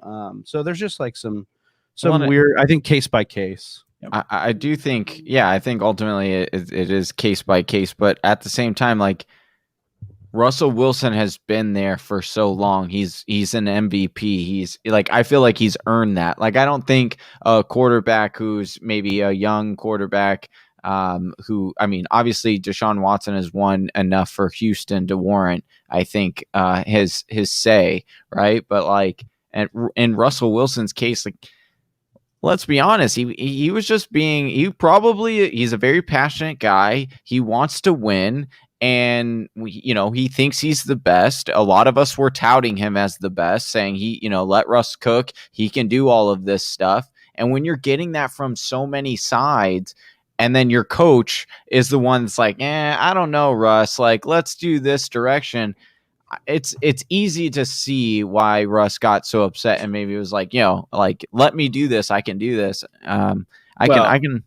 The problem too is that the ownership of that team got handed down to the daughter, and she basically just said, "Well, Pete, you can run this team." And Pete has no factor of Russell Wilson's agenda in his. He doesn't care, and you've seen that relationship really diametrically oppose itself over the years. It's like Russ kind of used to care about Pete, and now he's been, in the media that they've had some opposing opinions, and Pete really doesn't care. Pete's going to run the team the way Pete wants to run it, and he's done that consistently. Blown the team up after guys were close with other guys on that team, and he's consistently blown it up and done it that way. But it's like a lot of the talking heads have said, like, I would fire Pete Carroll before I'd get rid of Russell Wilson, and I agree with that. Pete doesn't do anything himself other than motivate the men. And I'm not trying to dog Pete Carroll. I think Pete Carroll's a great coach, but at this point, he does not do anything specific that you cannot replace. Yes. And I think that at this point, Russell Wilson does things on that football field that cannot be replaced by nearly anybody in the league right now. And so I am going to side with Russell Wilson as far as the marriage is concerned every day. And I'm going to make sure I've liked and subscribed after those fiery takes to catch all of those nuggets coming your way all of the time. That's a little bit of a joke plug. I didn't want to cut you off there, Mac. No, it's okay. Plug away. I was just gonna say, yeah, like to Trav, it's Pete Carroll running the show, and I agree. And you look at almost every situation where it's been notable head coach and superstar player, the player has won time and time again. You know, classic one this year. Philadelphia. Bill Belichick, Tom Brady. Who won? Yeah. That's a great point. Tom Brady. We can probably keep that train of thought going too, right? Like thinking of Cleveland just now with Baker Mayfield and Freddie Kitchens, and then they get the Coach of the Year that comes in the next year. It's and I think the earlier question that Landon had there was a really good one of how should you know, how much weight should you give your quarterback's voice? The panel kind of, I think, echoed it appropriately in that it's a case-by-case basis. And if your quarterback is the most aware person in the office, like you've got the wrong front office. Like you need to have a coach who can see past it. If your coach is all X's and O's and they're so focused on and they can't see any of the interpersonal dynamics, like get a new coach. Like make that guy a coordinator. Here's another one too. Aaron Rodgers and Mike McCarthy won a Super Bowl together. Who won? Aaron Rodgers or Mike McCarthy? Right. What's Mike McCarthy doing now? He's a head coach. He's leading the Cowboys, a sub 500 Cowboys team with all the talent in the world. Yeah. Aaron Rodgers MVP this year with a 26 new coach. and 6. Yeah. 26 and 6 since McCarthy's gone. The star will win over the coach every single time. Right? They probably should. Sure. I liked that point, Austin. It's like, why are we looking at the player when almost as if the company or the team is taken by surprise that their player feels this way? That should never happen, that you would be taken by surprise that your marquee player feels that way if you are smart enough to be in touch with your marquee player. What's the second word in general manager? Manager. Like we've all worked in a place. We've all known what it's like to be a manager. And I feel like sometimes these management roles, they almost get too large an ego for themselves and they don't do some of the basic work of like talking to people that you work with. And they probably use the word work for more oftentimes. It's like you work with these people. You're all trying to win. Every single one of you cares a lot and you're all really good at what you do. That's why you're a professional at it, whether you're a coach or a player. And to just work with these people, I love that, Travis. Like if you're being caught off guard by J.J. Watt's comments or DeAndre Hopkins, dissatisfaction or Russell Wilson's demeanor, like you're out of touch. Out of touch. Something's wrong with the culture there. Something's going on. I got a question for Lando. How do you feel about stealing Hunter Henry from me, man? I'm not happy about that, dude. You jerk. Yeah, I feel good about it. I was surprised he was still available on the board. I'm a late round tight end guy through and through. Yeah. So because I'm going late, I went double back to back with Dallas Goedert. I like his upside for the season as well without Zach Ertz. But it's slim pickings over here on the draft board. It's a tough league here with 14 players. I think Travi and I were both sitting there going, okay, Evan Ingram, Hunter Henry, like I'll snag one of those and we'll be all right. Yeah. And then it was boom, boom. Absolutely. Then I'm like, okay, well, I got to wait now. Exactly. I know. It sucked. I got a question for you guys. For anybody who is trying to get like that, this year's rookie sleeper. You guys have any takes? Anybody you're pegging as your guy? Javonte Williams, I like a lot. We've been touting him a lot. I saw you guys did that breakout video. I'm gonna have to watch that. I haven't seen it yet, but me and Johnny spent a couple hours a couple weeks ago watching film on the rookie running backs, and we were doing this screen share thing, kind of watching the film together, which was a lot of fun. And Javonte Williams, man, we were calling him Kamara Light. The way he just bounced off of tackles. He just I never saw him get taken down on the first tackle once. And I just think that is such an elite skill that translates so well to the NFL when you can break tackles. So I'm really excited about his prospects, especially if he can land somewhere like in Atlanta or San Francisco or somewhere where we know the scheme will fit him very well. and get him opportunities to make plays. So a nugget to share from that video, he set a NCAA record at 0.8 or 0.48 broken tackles per rush. So basically a broken tackle every other rush. And he was also like 4.7 yards after contact, which is second best in the NCAA. So yeah, the dude can shed some tackles. Like, could you imagine if the backers, like the drama that they would stir up if they drafted him in the first to go with AJ Dillon? Yikes. Oh my goodness, which would be a great combo, by the way. That would be a very I'm tired nice of apologizing for the Packers GMs, so can we not have that happen, please? Yeah. Like, I don't want to get into Trav, this battle. Another Trav, option. I've already accepted that we're going like Jalen Mayfield if he's there, you know. Yeah, I'm just I don't even know that player. Who is that? Come on, Like a man. quarterback? No, he's enough. Brutal. Yes. Anybody else? Any like? I think guys? I think Chubb Hubbard is interesting depending on where he goes. I've seen a couple of his games in college, and I did think he was a pretty solid running back. Do I think he has some holes? I do, but I think that he could be a potential guy depending on where he goes. That could be one of these like second half guys who really comes in to help you give that final push in the running due to injury or just due to the team being like, all right, we're going to give this guy more opportunities. I just think that he has the talent, and depending on where he goes and the fit, like if he goes to Arizona to pair with Chase Edmonds, I think that you could definitely see something like that for sure. He was like the perfect candidate to come out in his sophomore year, but you just can't. and so he came back, and a little bit of injury, a little bit of lack of production, but he went from a 300 plus touch season, 2,000 yards to really not much, and his draft stock has sadly plummeted. Yeah, but the talent is certainly there for him. Absolutely. I was gonna ask you, and a Canadian to boot. Oh, I didn't know that. That's interesting. To boot. To boot. Yeah, so puts him up extra tier in Max eyes. Absolutely, yes. Here's my question to you guys, because this is something that I've kind of been going back and forth with when evaluating these guys. How much weight do you guys put in this past season due to COVID, due to the schedules and the postponements and the cancellations and all of that?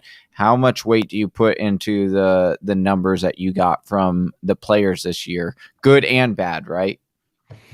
I like to look at early breakout age when I'm evaluating prospects, and I want to see them at least command some kind of opportunity in at least in their sophomore season. Mm-hmm. So most of these, I'm taking this year with a grain of salt, and I know once some players did play, like Terrace Marshall.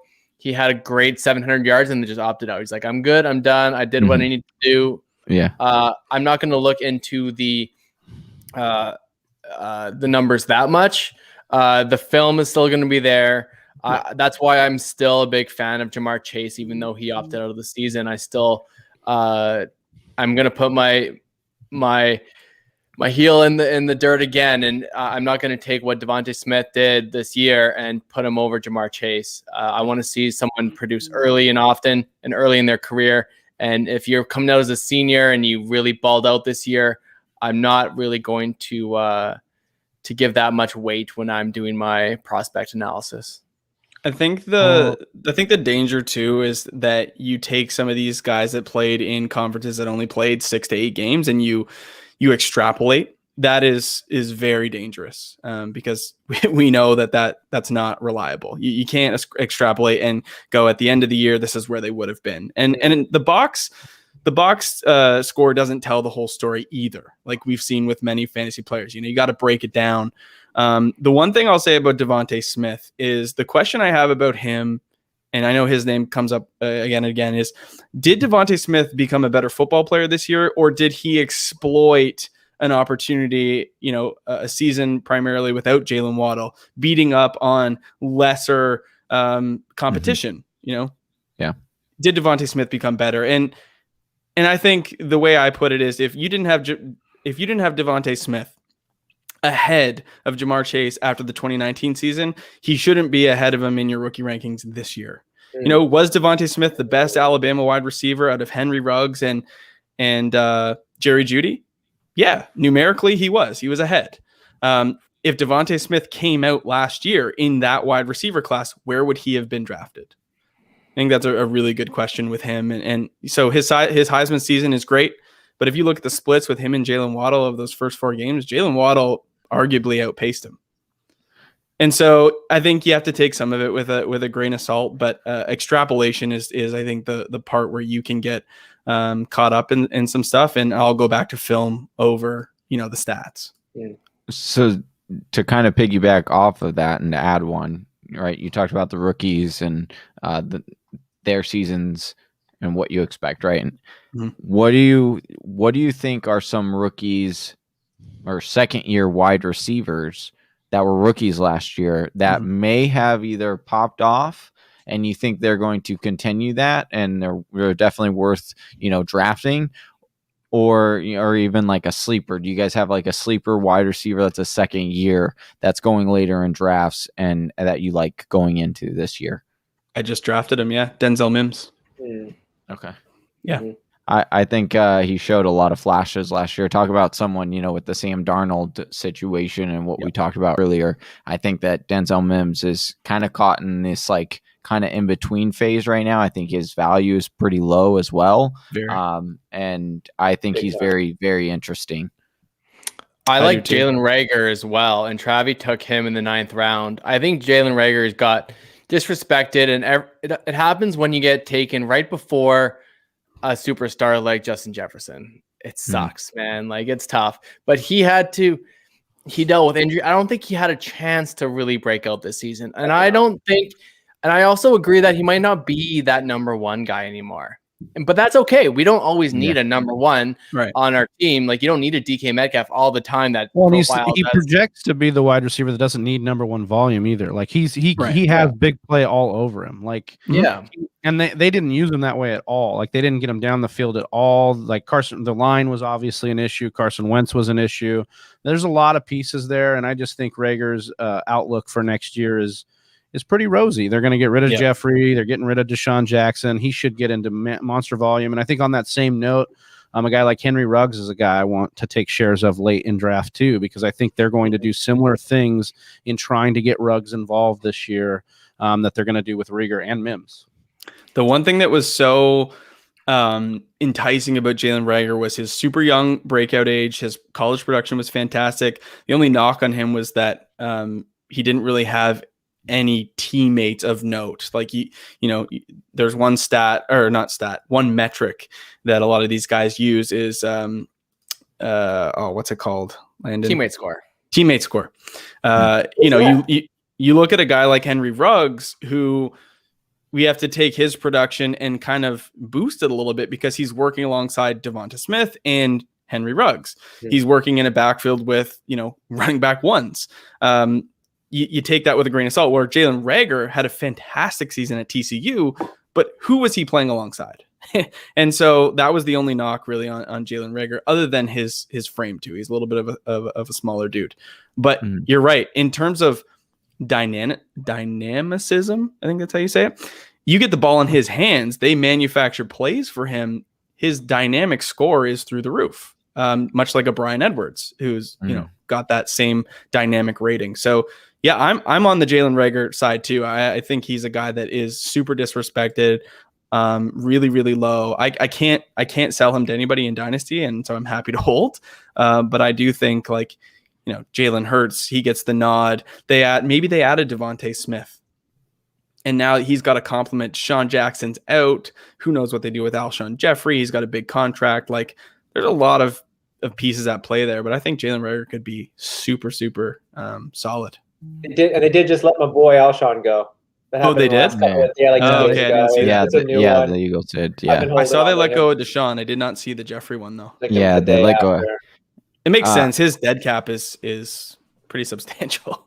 That was a really interesting point that you had there on the teammate score. So, because I had heard a stat, and it was brought up by Colin Coward years ago, and I haven't seen it followed up, but he talked about quarterbacks, and actually the majority of successful NFL quarterbacks don't come from these big schools. They come from these smaller universities where they have weaker lines, weaker wide receivers. You don't come from a USC where both of your wide receivers are going to be taken in the first round.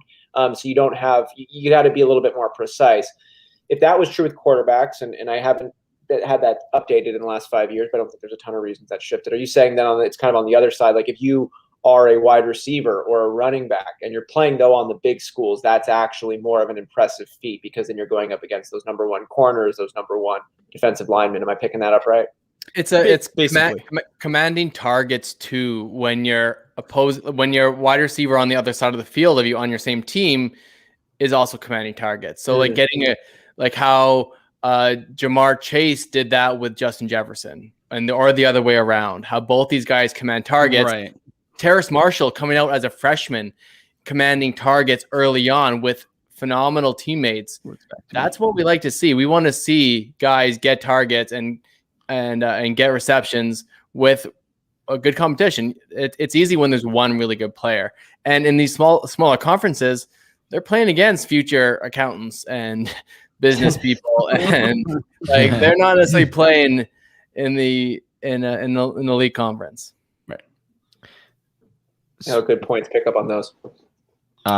Speaking of the other wide receiver, I do think, I mean, Ruggs is interesting to me, but Bryan Edwards is the guy that I would go with. Right. I think that a lot of people forget his name, but his the talent that this guy had coming out of college was, they were touting him as top 5 talent wise, coming out of college last year. So I think that, you saw him coming back from the foot injury, and then he also got injured through like a groin injury, I believe, or something else, and some other injuries. But I do think that if you look at his body of work, how he's built, he's very much built like an Anquan Bolden, a Deebo Samuel type of player. And I do think it bodes really well with Ruggs, with what they're trying to do with both those players. So I am very intrigued by what the Oakland Raiders do this next year with their wide receivers. But both of those guys, Bryan Edwards and Ruggs, I'm very intrigued by. The breakout finder, I don't know if you guys have used that at all, but in terms of breakout rating in this 2020 class, Bryan Edwards was the 3rd in terms of breakout rating, behind CeeDee Lamb and Laviska Shenault, ahead of T. Higgins, Justin Jefferson, Jalen Reagor, Jerry Jeudy, Brandon Ayuk, Michael Pittman. Notable names. Yeah. Fantastic.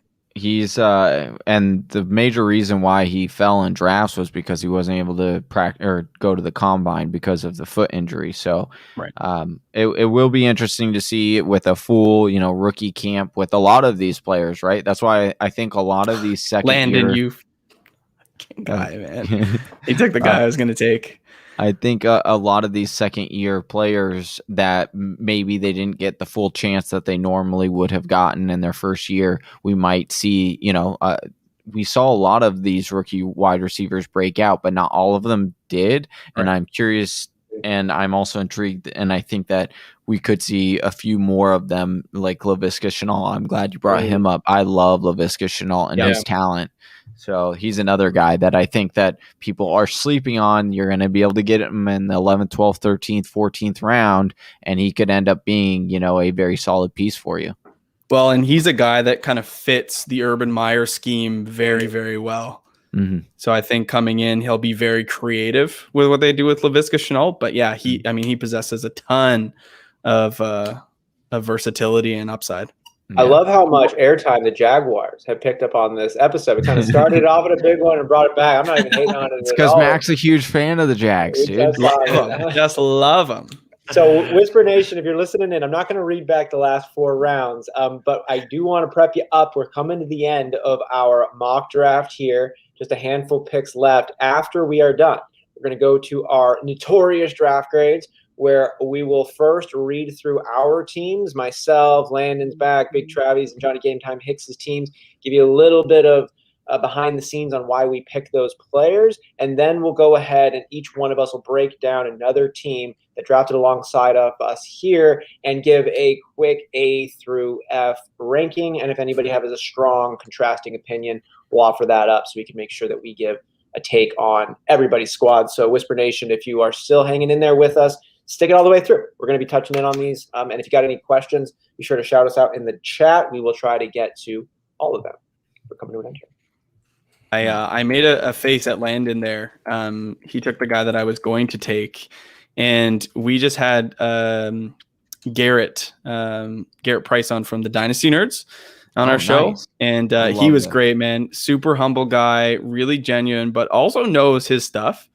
And he, we asked, I think Landon asked him the question, like, who is this year's kind of Antonio Gibson guy that kind of comes out of nowhere? And he's like, look, Kylan Hill, Mississippi State runner, should have probably declared last year on a 1,350-yard rushing season, decided to come back, didn't do much, but I mean, he only played, I think, 3 games and then opted out.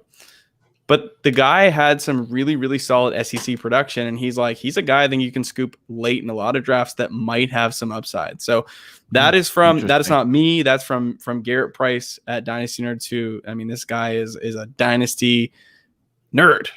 Yeah. Like, these guys play Devy fantasy football. They draft guys when they're freshmen coming out of high school, like into college, and like, these guys are in it for the long haul. So that's one thing to just kind of pass on to anybody who's sticking around here.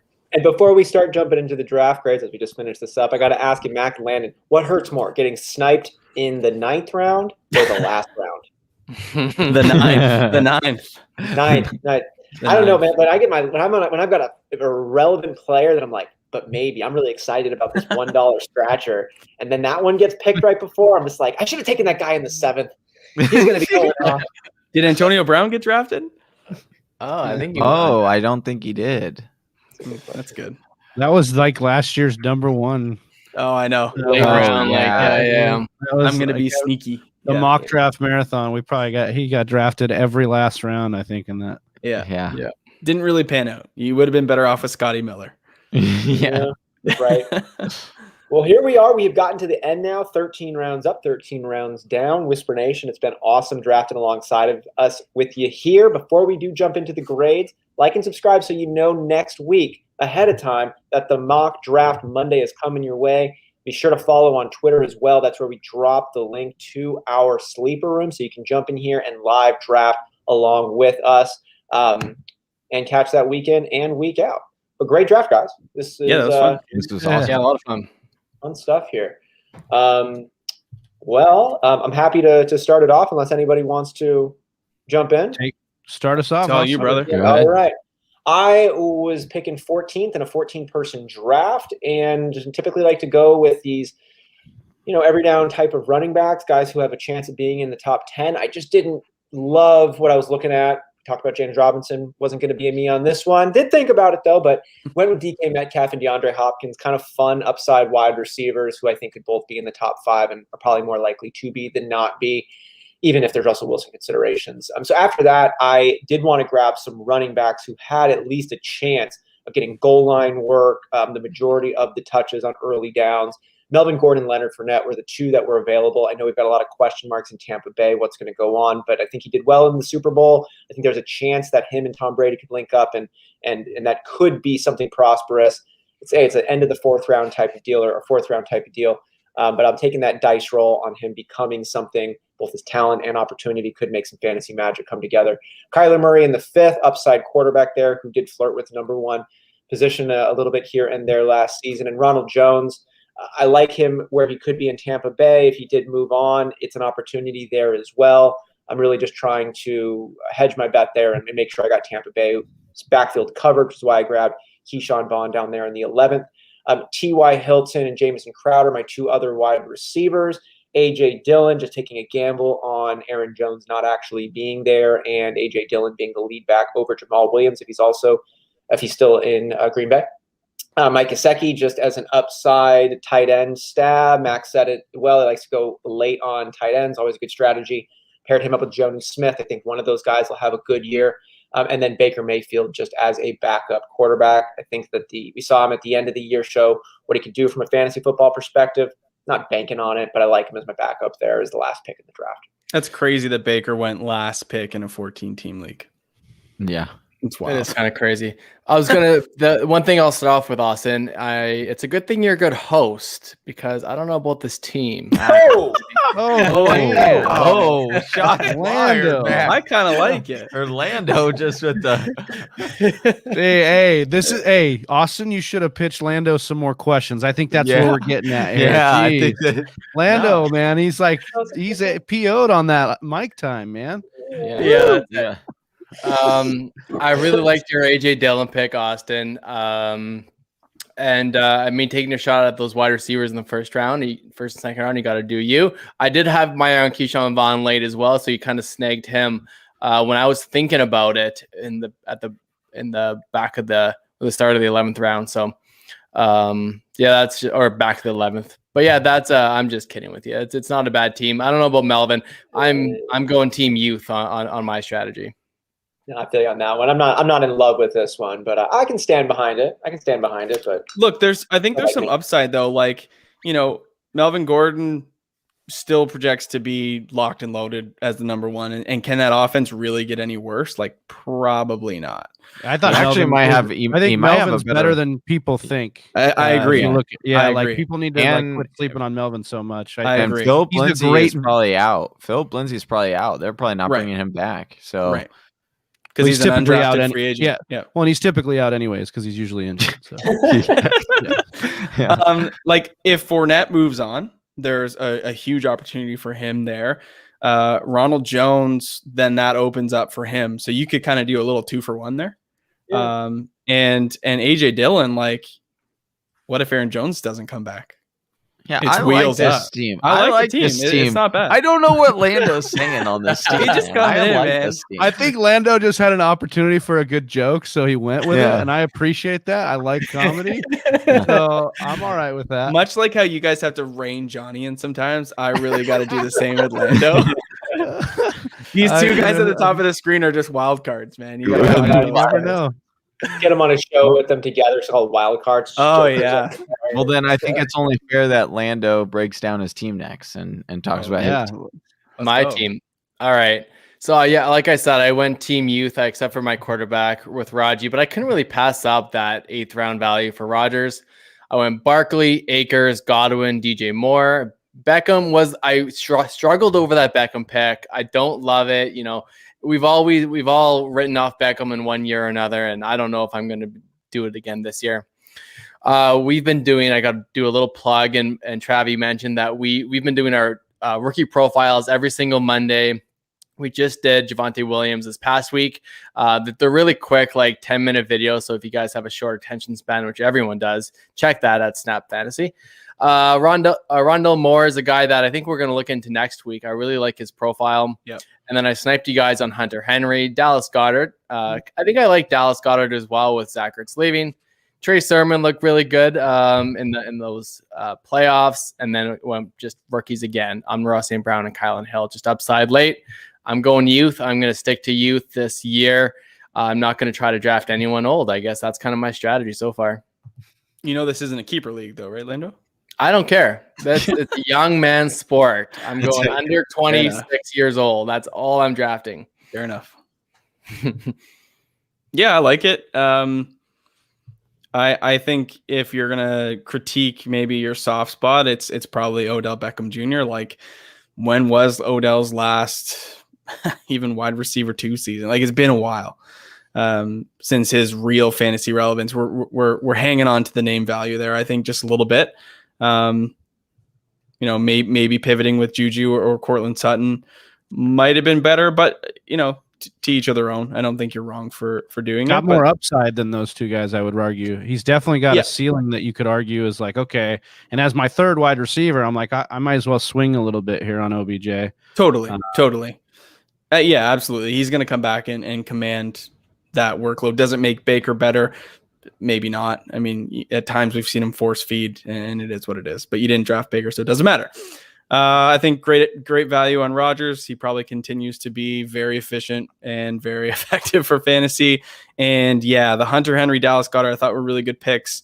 Kind of right at that 9-6 spot. I thought to myself, okay, I'll grab Hunter Henry or Evan Ingram or Noah Fant or Dallas Goedert, and both of them went ahead of me, and I'm like, maybe I'll pivot.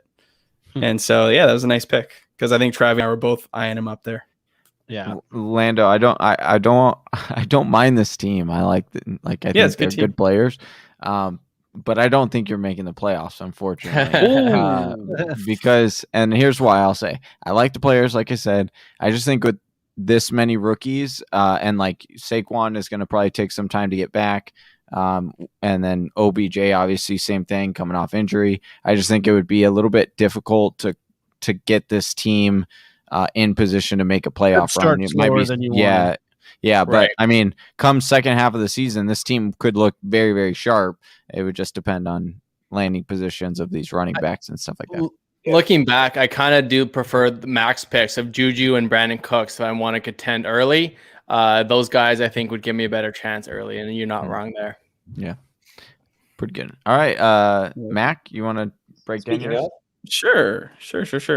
Okay, so started off, kind of how I wanted to. I was kind of hoping Jonathan Taylor fell to me at the 1-6, but Nick Chubb is. Oh, darn! You had to have Nick Chubb. Yeah, had to have Nick Chubb. So, Chubb Dobbins, I think, is a good combo. I think between Dobbins and Miles Sanders, really, again, it's a toss up. Like the same way we have a lot of selection from 1-1 to 1-7. I think he can stay the same from 2-9 to 2-14. So any combination of those two backs is good, and that's kind of how I like to start drafts. Maybe looking back, I would have liked to grab David Montgomery at the 3-6 instead of Allen Robinson. I just think looking at this team, I am certainly soft at running back. Now, it is only a 2 running back start. You can start 3 wide receivers and flex 1. I'd like to have 4 to 5 running backs, but it's just not the way it fell. So if I could change anything, I would grab David Montgomery instead of Allen Robinson. But A-Rob is a fantastic wide receiver and has been, a wide receiver 1 with Mitch Trubisky, Nick Foles, you name it. He's had a terrible list. Blake Bortles in Jacksonville. He's had a bad list of quarterbacks. So if he can go somewhere this offseason and get himself a better signal color, I think he'll be much better off. Jamar Chase is an upside play. Juju is fine. I like Josh Allen. The value there was good. Cooks and Kirk. I think Christian Kirk could have a little bit of a coming out party this year. I'm really banking on that. Mm-hmm. And I think getting Johnny's perspective on that is probably the best, seeing as he's the hometown guy. But Christian Kirk, like one of the most dynamic wide receivers to come out in his class, just hasn't really panned out. Michael Carter's a dart throw. Really good compliment to Javonte Williams and equally as productive in his time at UNC. Noah Fant was the last of the tight ends. Denzel Mims, I think, could have a really good year. Brevin Jordan, dart throw, and Darius Slayton. Who knows what happens in New York? So I don't mind the team. I think it's a decent team. But I would have liked to have maybe David Montgomery. Yeah, quit looking at Dave Montgomery, dude. He's on my team. You're not allowed to talk or look at him ever. No. Just work out a trade. We can make trades, baby. Yeah. You're talking about running backs being soft here. Just the depth. I thought your 2 starting running backs were fantastic. Yeah. And I thought the Josh Allen pick really solidified this team. If you're going to be weak at running back, you want to swing with that positional advantage. And, and I think Josh Allen's the guy to kind of do it. So I thought you made up pretty well for that depth. Yeah, thanks. I was going to go like Javonte Williams there instead. And I just thought, kind of to your point, like Josh Allen is the potential cheat code that could make up for that loss. So yeah, kind of the same lines of thinking as you there. I think it's just like a solid squad where all picks 1 through 6 are like, it's, you could have maybe taken David Montgomery over Allen Robinson, but there wasn't a bad pick here. There wasn't a reach here. It's all like solid picks. And then 9 through 13, I thought they were really clever picks. So it's almost like taking what the field gives you in the beginning, but then demonstrating a little bit further insight through these later on picks, combining up the Noah Fant, as good as a dart throw as any of them at the tight end position, with an incoming rookie. Denzel Mims, slept on wide receiver, who could have a phenomenal year this year in an Adam Gase-less Jet situation. And then Slayton again, it could be the number 1 dog for a team that's on the up. So I just thought there was, I don't oftentimes get to shout out the end of a draft, and the beginning was good and the end was, I just thought it was clever. Thank you, sir. What do you think about Christian Kirk, Johnny? I do like the Christian Kirk pick. I do think that Christian Kirk could be one of those guys that's like a second year sleeper kind of pick. Like we were just a one season too early on him, Right. and so he could fall in a lot of drafts, and then you can therefore get end up getting value on Christian Kirk. It'll be interesting to see if we draft another wide receiver. Right. But a couple of things I do like about it.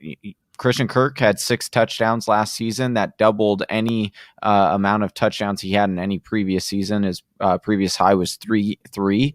And so you already saw that touchdown connection kind of figure its way out a little bit. And I think that can grow. And then you're talking about target market share being a little bit more comfortable with Christian Kirk. But the thing that I like the most is this is Christian Kirk's contract year. So if he doesn't get it this year, chances are he's probably not going to make it in the NFL. So I always like to go with those contract years. I do think that Christian Kirk in the 8th round is really, really nice, especially in a 14 team. Yeah. I think that they'll find ways to get him the ball. I'm looking forward to Christian Kirk this year.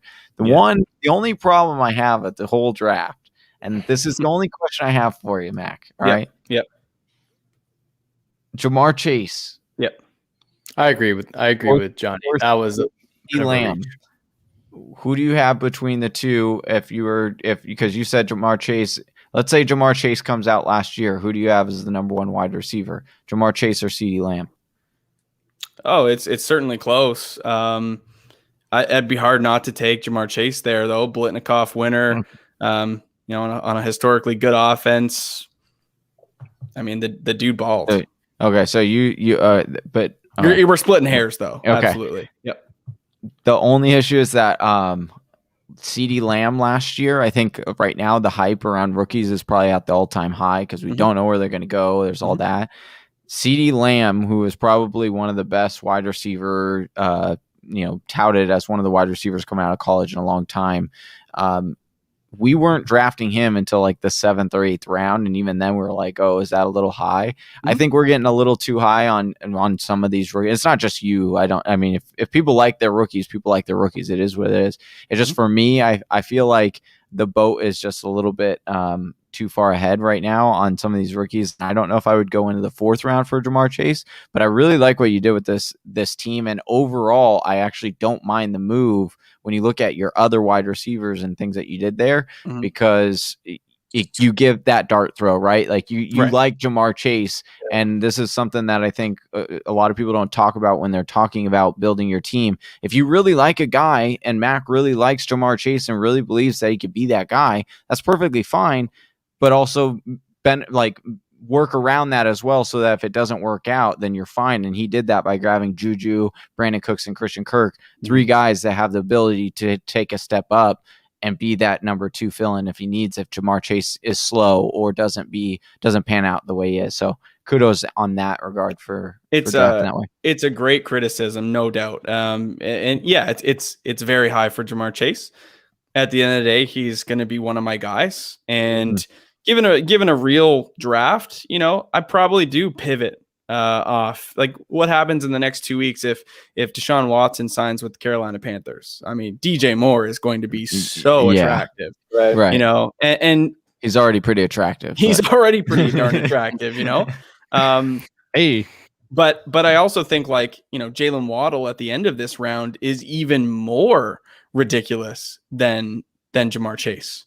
Especially when you got like a guy like DJ Chark, who at 6'4", 210 pounds, with 4.3 speed, you pair him with a guy like Trevor Lawrence, who knows what that season could look like. So, DJ Chark would have been a guy I could have probably went with over or DJ Moore, but I went to get my guy and get your guy. You what mix with these other guys. Reach for your guy. Yeah, mixed with these other guys, it's not as but if he was my wide receiver 1, like had I gone David Montgomery and then Jamar Chase, that's where you get into trouble, I think. Yeah, Johnny, exactly. Yeah. Johnny, who did you reach for in your draft? Okay. Well, my whole draft here is probably reached, to be honest. No, I just went with the ebbs and flows here. I didn't have an attack plan here coming. I just wanted to see where guys would fall. So Zeke ended up falling to me, and I was just kind of taking advantage of guys that were falling at this position at the 10 spot. So I got Zeke in the first, Austin Eckler in the second, which I actually really like Austin Eckler, but I do think that there's like this really interesting phase in these second round running backs, especially in this early. It just seems to be like pick your favorite kind of guy. I don't necessarily think I have a favorite yet, and I'm just trying out different things. So I went with Austin Eckler this time. Mike Evans in the third, I thought was an absolute steal. This guy has never had under 1,000 yards receiving in a season. Take him gladly in the third. Darren Waller in the fourth. I've been more and more going along these, like picking these elite tight ends and giving myself an option later on to either grab another tight end or just to see how it pans out on the positional advantage. Right. I don't know if I'm 100% sold on it. I just like seeing what could be, because I'm like Landon, who I'm like, let me wait on tight ends. I'll take my dart throws and I'm good with that. But I just like panning out and trying different things. So that's where I went. Russell Wilson in the fifth. Debo in the sixth was frustrating for me because I did not see Brandon Ayuk was available, and I would have definitely taken Brandon Ayuk over Debo. But I originally thought it was a pretty good steal when I thought Brandon Ayuk was off the board. But and then Chase Edmonds, like I said, I just expect Kenyon Drake to be gone. I don't think the Cardinals will re-sign him. No. Chuba Hubbard, we'll see where he goes. Cole Beasley in the 10th. I think that this guy we don't talk about enough. I don't know. I didn't necessarily. Monster. Yeah, exactly, right. And PPR, you like it. Darnell Mooney, Corey Davis, Brian Edwards, some more dart throws, and then Zach Wilson is where I finished. Zach Wilson was kind of a fun one. I just wanted to maybe see if it would spark some conversation. That we had some good rookie conversations going on in this show. So, yeah. But. Yeah, that's my draft. I don't know if I love it, but I enjoyed the time that I got to spend on here with you guys and talk through some of these situations. That's for sure. He panders to us just so we don't rip his team apart. He's like, I just enjoyed the time I had with you guys. I love you guys so much. I hate my team. Don't talk too bad about it. Yeah. I told you remind me of DJ Moore. Yeah, right. Exactly. Yeah. I would just say, sorry, guys. I would just say that for the build that you had here, where you went kind of light on wide receiver, I thought your dart throws down the stretch kind of made up for that. I think you did a good job to get some depth. Somebody should pan out. You should have a good combination of 3 wide receivers throughout the year. Will you make the right decision to play them? Knowing you, maybe not, but you will have that option, I suppose. And I thought. For playing around and messing with that kind of build, I thought you did a good job to recoup that. Yeah, I like the Corey Davis pick late. Actually, when I saw that come up, I thought that was really good. The Russell Wilson in the 5th for me, like the fact that Mac got Josh Allen around later, like I feel Josh Allen is going to be gross. Josh Allen, I think, is going to flip flop with Lamar Jackson by the time the season rolls around. Do you really think so? I'm not saying I would do it, but I think it might flip. I think he might be the second quarterback taken. I don't think that's egregious. That, by the way, like I absolutely agree with that statement. That's why I said it that way, because I don't want that to happen, because I do think that Josh Allen could be the quarter, like that, later round quarterback, though, like where we got Aaron Rodgers last year, where it's like, yeah, he was really good, but I think I'd rather have these other guys. This is where he was kind of going last year, though, too, was Josh Allen was in this area. Yeah. People couldn't quite peg him. We knew that his rushing upside was good, but we didn't know if he would progress enough as a thrower. Then since he did, I kind of agree with Landon. I think as the season comes around, the excitement on Josh Allen's going to gain.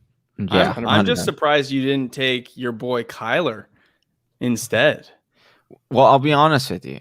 What I should have done was I should have gotten Ronald Jones in the 5th, and then I should have went Josh Allen in the 6th. But once again, like you said, I do think that Russell Wilson, Deshaun Watson, Kyler Murray, Josh Allen, all those guys are kind of in that same area. Even Dak, you could probably throw in there as long as he's healthy. And I think if you're look at who's drafting and who might go with as far as tiers, and then you might evade that whole situation that I did. I didn't do a good job of. Overall, I hate this draft, guys. I just hate it. But I like drafting with you. I'll say 2 things. I think to take shots on running backs late, like Chase Edmonds, I thought has looked better at times than Kenyon Drake. I thought he's been the more dynamic runner. He's been the more effective runner. And like, there's a couple games where Kenyon Drake, you're like, oh, look, he had like 123 yards rushing. Oh, yeah, but he also had like an 85-yard touchdown. You know, like, yeah, Kenyon Drake, it is what it is. What did he finish as? Like the running back 13 or 14? Like, it wasn't bad. But you drafted him in the second round last year, and that hurt. So to take a shot on Chase Edmonds in the 7th, who could be the starter if this offseason, like, that's fantastic. Chuba Hubbard has his upside as well. If Debo can stay healthy, I think that's the piece for this team. If Debo stays healthy, I mean, what Brandon Ayuk did last year, that is Debo's role. Right. Like, let's not get that twisted, right? Like, Brandon Ayuk was great, but that's Debo Samuel's job to be that guy. And yeah, Brandon Ayuk will be mixed in, but that's Debo's job. So if he can stay healthy, I think that's the key for this team, because Cole Beasley is not sexy, but PPR monster. Corey Davis, given the right landing spot, sky's the limit. And then Darnell Mooney, Bryan Edwards are 2 breakout candidates for this season. So I do think there's some upside, but you're really locked and loaded with Zeke and Austin Eckler. So, and Darren Waller, that's another piece too, right? Yeah. So no, I don't think as bad as you think. Well, I appreciate that. All right, Big Travie, you want to break down your team, and then we'll whip through Whisper Nations. Yep, that sounds good. I went 1-7. We were talking about how the guys 1 through 7 could probably end up being a toss-up. I was happy to get Derrick Henry here. I think Derrick Henry is a beast. I'll take him at 1-7. Michael Thomas, I think it really doesn't matter, the quarterback now. We saw Taysom Hill get him the ball and make it happen, and we know that Sean Payton wants to get him the ball. So Jameis Winston, I think, would be great too if that ends up being the situation, or Taysom Hill. So I'll take Michael Thomas at a discount in the middle of the second in a 14 team that's worked out well. Dave Montgomery, Mac, I was really excited to get him here. I didn't think he'd kind of be here on the turnaround here. Robert Woods, Cortland Sutton. I think Sutton's a perfect wide receiver 3 to have, with just huge upside if that guy can put it all together and stay healthy this year. And then Deshaun Watson, I'm banking on him going out of Houston or playing this year. I think other than that, I mean, the guy's a stud. I'd probably, taking it back, I would probably go Josh Allen, but I haven't drafted any Deshaun Watson in any of our mock, so I wanted to get that in here. Jarvis Landry, PPR stud. Even if OBJ's back, I think he's kind of solidified himself in that offense with Baker. Chemistry's there. Alexander Madison was just kind of dart throws at running back to build depth. Should something happen to Dalvin, one of the higher rated handcuffs. Gus Edwards is a guy that produced even with Mark Ingram there and with J.K. Dobbs in the mix, and they're going to run a ton. So I think Gus Edwards is a fine. If I'm in a hole and need to put some points in my lineup, that's what I was going for there. David Njoku is a misfire. I was meaning to hit Jonnu Smith, and I accidentally hit David Njoku, so that kind of pissed me off, but we are where we're at. Cole Kmet, I think, is going to just see an increase in usage. He saw it down the stretch, and I think he's going to continue to see that next year. And then Julian Edelman, all the way in the 13th, I thought was just great value there, especially in PPR. So, yeah, just kind of, when you're in the middle on the draft, you tend to get a lot more value. And this 14 team was a little harder to do, but I felt like it was just kind of a cookie cutter value based kind of strategy. Well, and I was going to go Deshaun Watson had you passed on him. So I was happy to get either, but I did like the Deshaun pick there. Yeah. Travis, if you stack up your positions for me and someone's like, okay, on this fantasy team, the starting 2 running backs are Derrick Henry and Dave Montgomery. You're like, good. Wide receivers are Michael Thomas, Robert Woods, Cortland Sutton. Nice. Good. With Jarvis Landry and Rager as backups. Good. Deshaun Watson's your starting quarterback. Good. Good. Starting tight end. It's not great, but it's fine. Good. It's fine. Not good. Yeah, no, I think it ended up working out well, and that's what when Johnny gave us the link. Sorry, Whisper Nation, we get it before you guys, but I wanted the 7 in a 14 team. I wanted to be able to swing with the the different runs that happen. The larger the league, I like to be in the middle a little bit more. So, and I did a random number generator, and I got 7. And so I saw when I jumped in, you were already there. So I was like, I thought you just wanted to be close to me. I did. All right. Honestly. Well, good takes on this one. Yeah. Let's take it to the Whisper Nation. So we'll go through each one of the drafts and get one of us will take it over and give our grade. And if anybody has a contrasting opinion, then will be the time to share. But we want to make sure we get everybody touched on. And Whisper Nation, Snap Army, if you jumped over here with us, let us know who you think did the best. Let us know who you think did the worst. We'd love to hear those takes. We are a community here, and we are a part of that community, even though we are the ones on camera. We are in it with y'all. So I'll just keep these words rolling, and I'll start off with Jay Blizzy, our Whisper Nation Listener League champion, who's been having, goddamn, his drafts are so freaking good all the time. Let's see how he did this time. At the 2 spot, he takes Dalvin Cook and Najee Harris on the backside. Interesting pick there. It must be his boy. And we said it last week too. I love how Jay Blizzy here takes his mock seriously in the sense that he's working out kinks. He's not all of the time trying to build a roster that's going to get fanfare going. Like, this guy knows how to play fantasy football, and he builds teams to work some things out. So that's a long way of saying Najee Harris is not a good pick to take in that position. But if that's his boy, I understand why he would do that. He's earned the benefit of the doubt on that. Justin Jefferson, Cooper Kupp, T. Higgins as his 3 wide receivers. Justin Jefferson did what he did. Cooper Kupp could still be the number 1. It's between him and Robert Woods. He got him second, so I'd say the value is up for that selection. T. Higgins is nice. Rashad Bateman, you like to see that upside. Dak Prescott, if he recovers, God help the rest of the league. Nyheim Hines, whatever. Robert Tonyan, like what his prospects are at the tight end position. Rob Gronkowski to back it up. Jamal Williams. This is actually one of the weaker drafts I've seen from Josh. I would say it's not a bad squad. With his 2 running backs being Dalvin Cook, Najee Harris, you're probably saying that's pretty good. But the depth behind that is giving me some concern. You need Nyheim Hines to be more than what he's slotted to be for you to be excited to be playing him on a weekly basis. I don't like to bank on anyone else's misfortune, so I don't think you're going to be stoked on that. Jamal Williams is probably always going to be second fiddle his entire career. A.J. Dillon should be the lead dog if Jamal Williams over there. But hey, Jamal Williams never had a fumble. He's reliable. He's good. He's awesome in press conferences. He's just a second fiddle. That's what he's going to be in the NFL. And Marlon Mack is likely going to be relegated to a similar option. So I'm just not stoked on the ceiling play of this squad outside of Dalvin Cook and Justin Jefferson. Dak Prescott in the floor play gives me some concern there. I give this one a B minus if I want to give him a B plus because I know he is, but it's a B minus on a blind grade. So can't just give him the grade on the name, You got so it's a B minus. I think it's right. Sorry, Landon. Go ahead. No, I wanted to go with my favorite draft of all of them, and that's Tackle Pandila. This guy has my favorite draft, even though he only has 3 running backs. I think this guy gets an A. His run of wide receivers, Calvin, Terry, Lockett, Devonta Smith, Jerry Jeudy, I think is great. And he started the draft off with Alvin Kamara and Clyde Edwards-Helaire. I like going the late quarterback and tight end selection. That's why I gravitated towards this draft. Going Tannehill, Irvin, Logan Thomas. I think that's a really good way to finish it.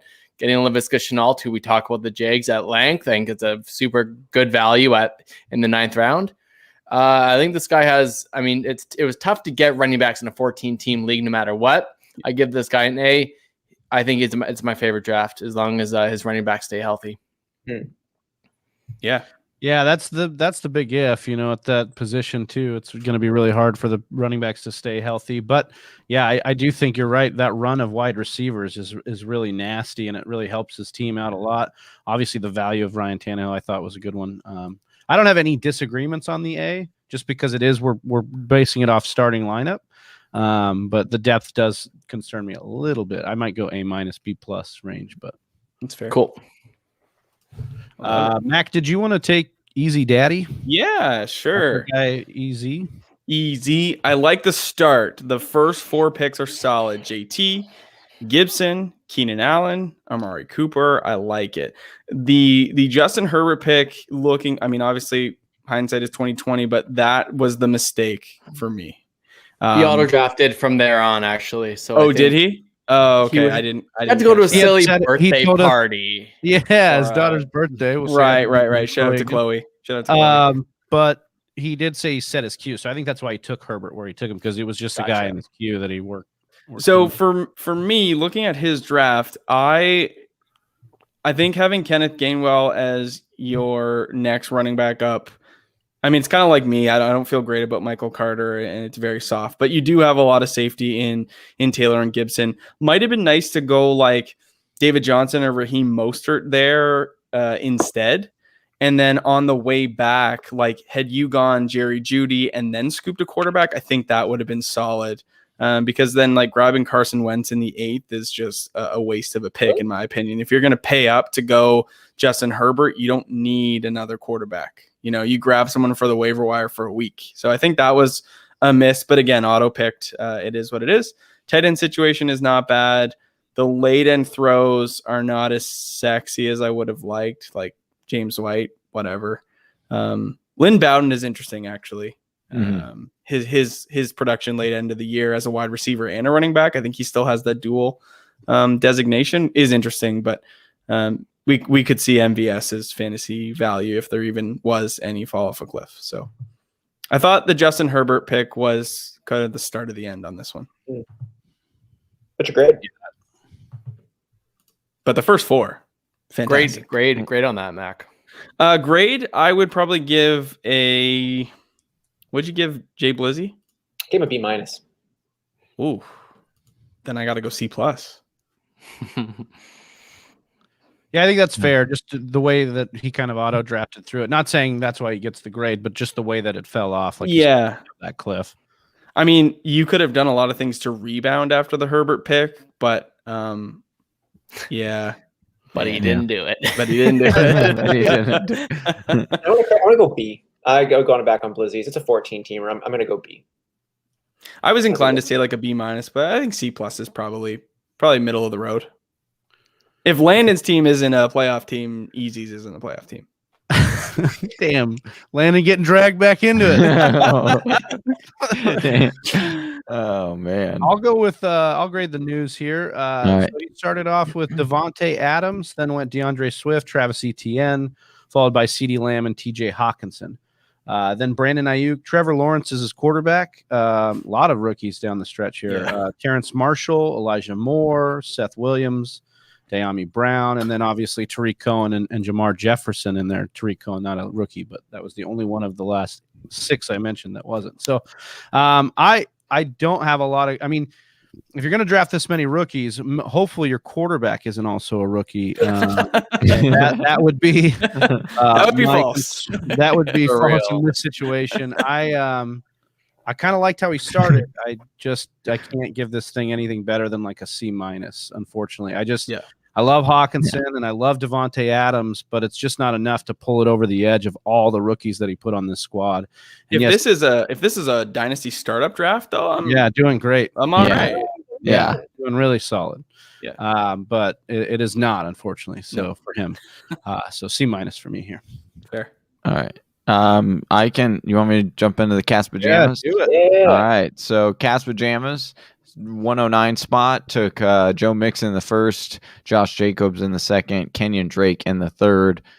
I'm still not 100% sold on Kenyon Drake in the third.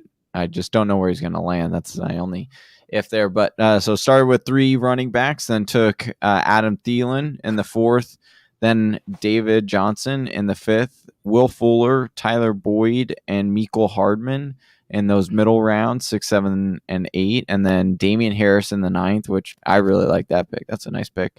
Jalen Hurts in the 10th, another nice pick that I like. Sterling Shepard, Emmanuel Sanders,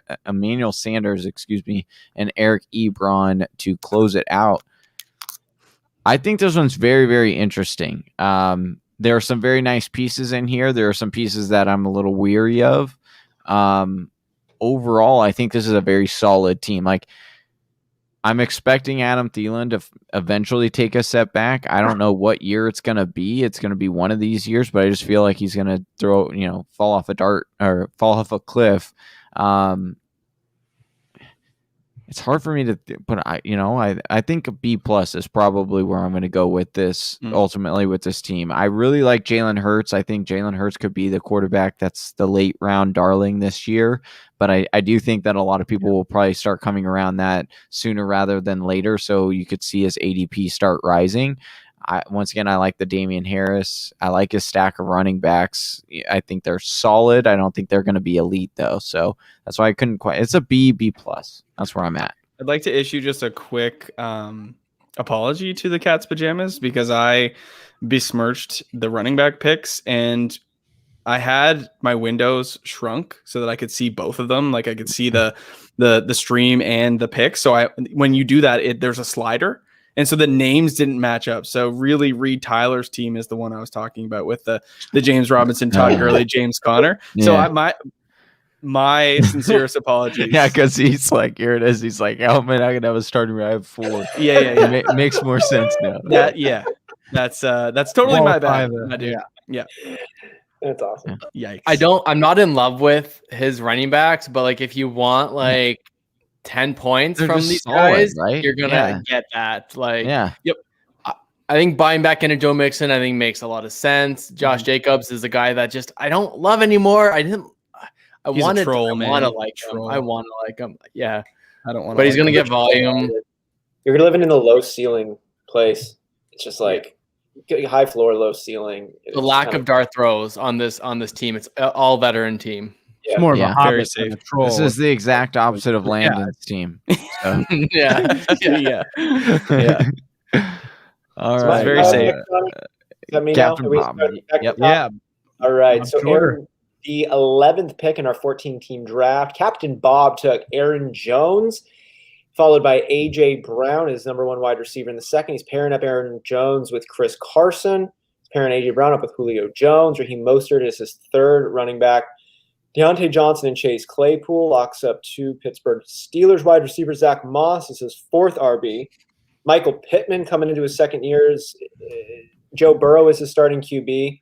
Kadarius Toney is his rookie wide receiver picked up. And Stevenson, a rookie running back, and Chris Herndon. Oh man, I like what you were doing before we got to that very last one. It's Christopher Herndon. Christopher Herndon. Christopher, I think he's up. Excuse me. You know what? When I like to look at this one is who's the running backs? Aaron Jones, Chris Carson. It's pretty good. We'll say that Aaron Jones is either in a similar role with Green Bay or has a lead dog role in a team he signs with.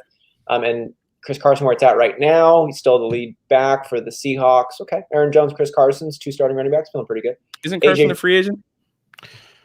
I believe so, yeah. But I mean, I think what Austin was saying is like he's still in Seattle, let's say. Gotcha, Like, gotcha.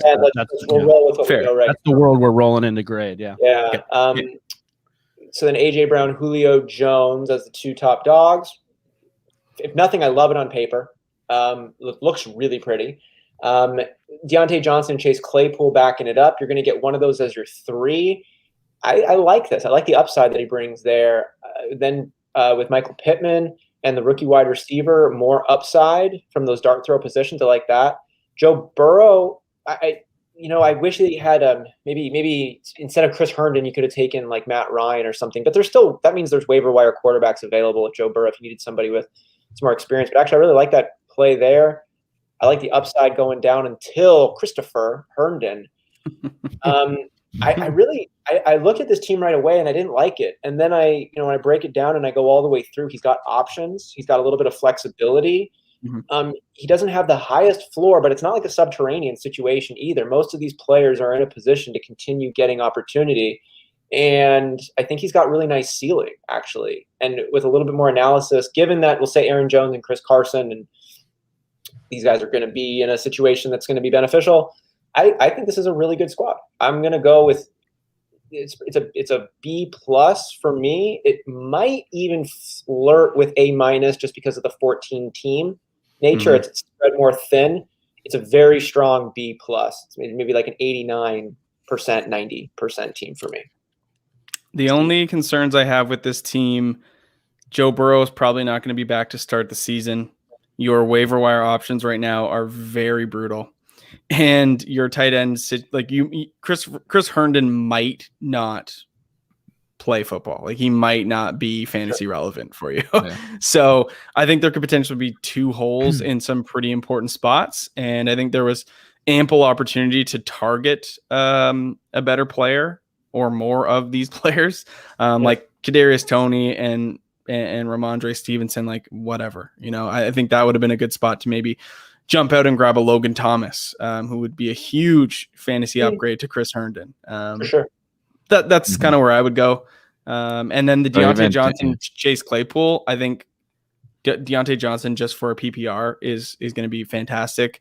I would have liked to see maybe pivot off of that because having both of them is maybe problematic. Mm-hmm. Not to say that there's not receivers you can't start two of, like, if you started Mike Evans and Chris Godwin, you're happy. There's tons of duos out there you can do it with, but if Juju's still in the mix, it's different. Mm-hmm. This is a really flexible team, Like, I hear your points loud and clear on the tight ends and the quarterbacks. That if you had to stream a position, I'd be looking to stream those ones most likely. Yep. And then in those other positions, he's just got a ton of flexibility, and if he loses any position, he's not screwed. Yep. So Pretty good. yeah. All right, Jay Blizzy's I like the team though. It was Jacob Bley, actually. We did Blizzy. Or yeah, sorry. He's our number one Jacob fan. Bley. Lando, do you Number one want to fan. grab him? And before Lando does, we got to flash up. Lando, you also did Takalo Pandia, and he Yeah. showed up in the chat here all the way Dude. from Mexico City. Oh, Hey. Awesome early mark. Greetings from Mexico City, from your Takalo Pandia amigo. I will keep the A grade from Lando. So Lando, Yeah, dude. you're You just got dishing out A's Hey. pretty easy, I guess. Let's see if you give one to Jacob Bley here. Fail, Jay Blay. Wow. You went just right to to it. Oh, Cutthroat today. I've never seen this side of Lando. What's I going on? know. That's just the you know what, I've dished out a handful of A's and B's. I gotta mix it up. Yeah. F, Yeah. quick 3 strokes. I don't mess around. Jay Blay went Tyreek, Patrick Mahomes, George Kittle, Kareem Hunt, Mark Andrews, Myles Gaskin. He's got Marquise Brown, who I was thinking about in that range. Robbie Anderson, Latavius Murray, Darrell Henderson, Marvin Jones, Tom Brady, and Curtis Samuel. I don't mind the team. He's got some positional advantages. I would not have doubled up getting Mark Andrews in the 5th round when he already has George Kittle. But I understand that the This is a tight end premium league? No. Not premium. You can There play you it tight end and flex, though. So. Yeah. Sure. yeah, getting a Deontay Johnson, Debo Samuel, Will Fuller, Brendan Ayuk is somewhere I would have much rather gone for his 5th round pick. Myles Gaskin, you're buying the hate that you think that the Dolphins might draft someone, so you're getting a really good value on Myles Gaskin. Overall, the team's not bad. Positional advantage at quarterback. I don't always love the teams that take Pat early. Getting him early, Yeah.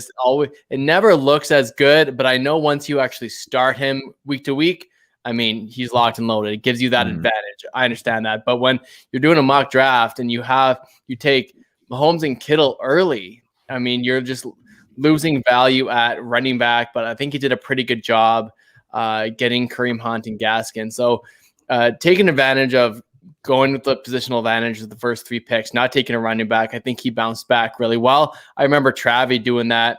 I think I watched your listener league, Travi, and you took Kelsey in the first, something like that. And then you It was had Kittle Mahomes and- back. Yeah, Kittle and Mahomes. Yeah. And I think Travi, in a similar sense, really did well getting Kareem Hunt late in that draft as well. So I think Hunt's a good value pick when you miss a tier. It was an absolute tier break at running back, and I think he did a pretty good job of doing that. As for a grade, I would give Jay Blay a B plus because he does have some advantages. He can trade away Kittle or Andrews if he has to. He's got Captain Bob to find an option there maybe, but They get along, right?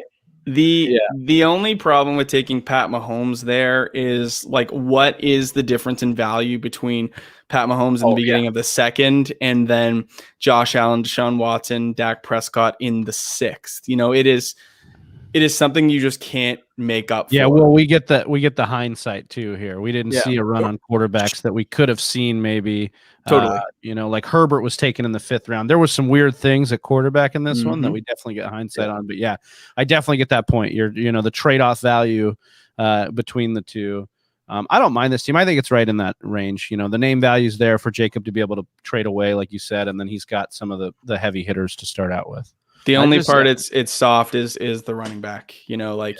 You're asking a running back 2 who's a great running back to be your running back one. And then, Myles Gaskin could be relegated. Like Miami's in the running for a running back, whether they draft one, whether they sign like Aaron Jones.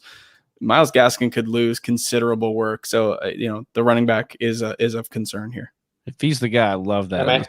Sure. Absolutely. He's the guy. Sure. Yeah. I agree. Miami's got 4 running backs. They don't actually have a running back. Yeah. All right, Mac, bring us home with Reed Tyler, last grade here. Okay. Elite piece in Travis Kelce, like that. I mean, right out of the gate, you got elite piece in the second round with James Robinson. Good boy. Yeah. That's what we're talking about. Here we go. I'm going full Lando here. Travis Kelce out of the gate. I mean, do your thing. Can't argue his positional advantage. Lamar Jackson, sure, much of the same. James Robinson isn't my cup of tea, but I understand why you would go that approach. He's just not as safe as a more established Austin Eckler, DeAndre Swift. The guys that come, Miles Sanders even. I think Miles Sanders is extremely disrespected right now. And again, recency bias. A historically terrible year for that Philly team. So I think there's a lot of running backs I would go over, but I don't fault you like we talked about earlier. Kenny G is a good pick. I like him. Todd Gurley, James Conner's where the problem starts for me. And that's why I made that comment of this team could by week 10 not even have a starter. If you want to play down that road, like the Steelers are in line to draft a replacement. They've been really displeased with James Conner, and we've seen Anthony McFarland get looks over him. We've seen Benny Snell get starts over him. Like James Conner's got issues. So, and then Todd Gurley's probably, we saw him fall off a fantasy cliff. So those 2 running backs scare me. James Robinson's really going to have to carry the running back load in that backfield that he's got assembled. Gallup and Ruggs are nice upside plays. I don't know why you would spend a 9th on Justin Fields or a 10th on Hayden Hurst when you've already gone out and gotten Kelce and Lamar. Like you can stream those guys for a week or two. It's a good start, and I like what you're trying to do, but Gurley and Connor and Fields and Hurst is just, I think, just wasted picks. Yeah, I don't see the value. That's all. Yeah, I think both of your teams kind of had the cliffs. Both Easy and this one kind of had the cliffs where they fell off, and that not much was done in order to kind of get back on track. Yeah. What's your grade here for this one? I mean, I'm trying to figure out which team I like better between it's Reed, right? Reed. Reed Tyler, you came through like okay. It was all echoey. We heard you say Reed. Like, no. I mean, like that's his name, right? Yeah. No, you're right. I just the way it came through. Reed. I'm trying to figure out like whose team I like better here. It just sounded like you were starting a remix, dude. It came through. I probably like. Oh no, I probably like Eric's team better. Like, so I'm gonna go see. Probably see. Just there's a smidge below. It's hard to argue with that. With Todd Gurley's like maybe a notch above Mark Ingram at this point. It's like that's kind of that's sad. That's sad. That's sad. And like Todd Gurley was on like a touchdown per game basis for the first like 11 weeks. It doesn't last, boys. It doesn't last. So yeah, the Gurley Connor picks are guys like I'm staying away from this year, and they just happen to fall in the same roster with a guy I don't even like as a running back one. So I was maybe the wrong person. Say, if you think those running backs are scary, then you also thought James Robinson was scary. Like he just does not have running backs you like.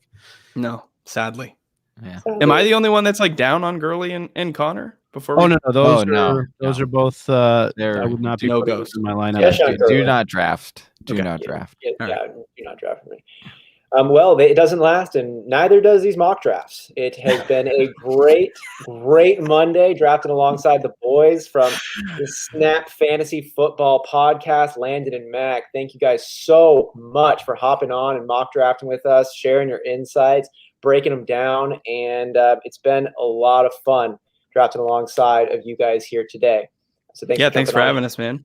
Where can Whisper Nation catch your stuff? Where should they follow you at? What should they pay attention to? If they go to your channel, they should be able to find our channel from there, and vice versa. And then on Twitter, our main is snap_fantasy, and I'm MTOUT23, and Landon is Lando_FF. All links are in the bio as well. Oh, perfect. All links are in the bio. Final thoughts. We only do one. Anyone's got the final thoughts? Travis got to get a new shirt for next stream. I can't have that Rams junk in here. Oh, all right. All right. No, I know that's hometown. Such a comfortable shirt, dude. I've tried to like find another Nike like Packer shirt that's comfortable. It's just not. It's got holes in it. It's just so. It's a perfect NFL shirt, man. It's going to be one of those ones you keep for 30 years, and it just lives with you. I respect it because you're from the area, so like the hometown thing. It's fine. It's fine. Yeah. I'm Austin Sear. We got Big Travie and Johnny Game Time Hicks. We're the Fantasy Whispers, and we were joined by Lando and Mac from the Snap Fantasy Football Podcast. Have a great rest of your week, y'all. We're out. Peace. Thank you for listening to the Fantasy Whisperers podcast. You can hear more from John and Travis on Google Play, SoundCloud, and iTunes. You can also follow us on Instagram, Facebook, and Twitter at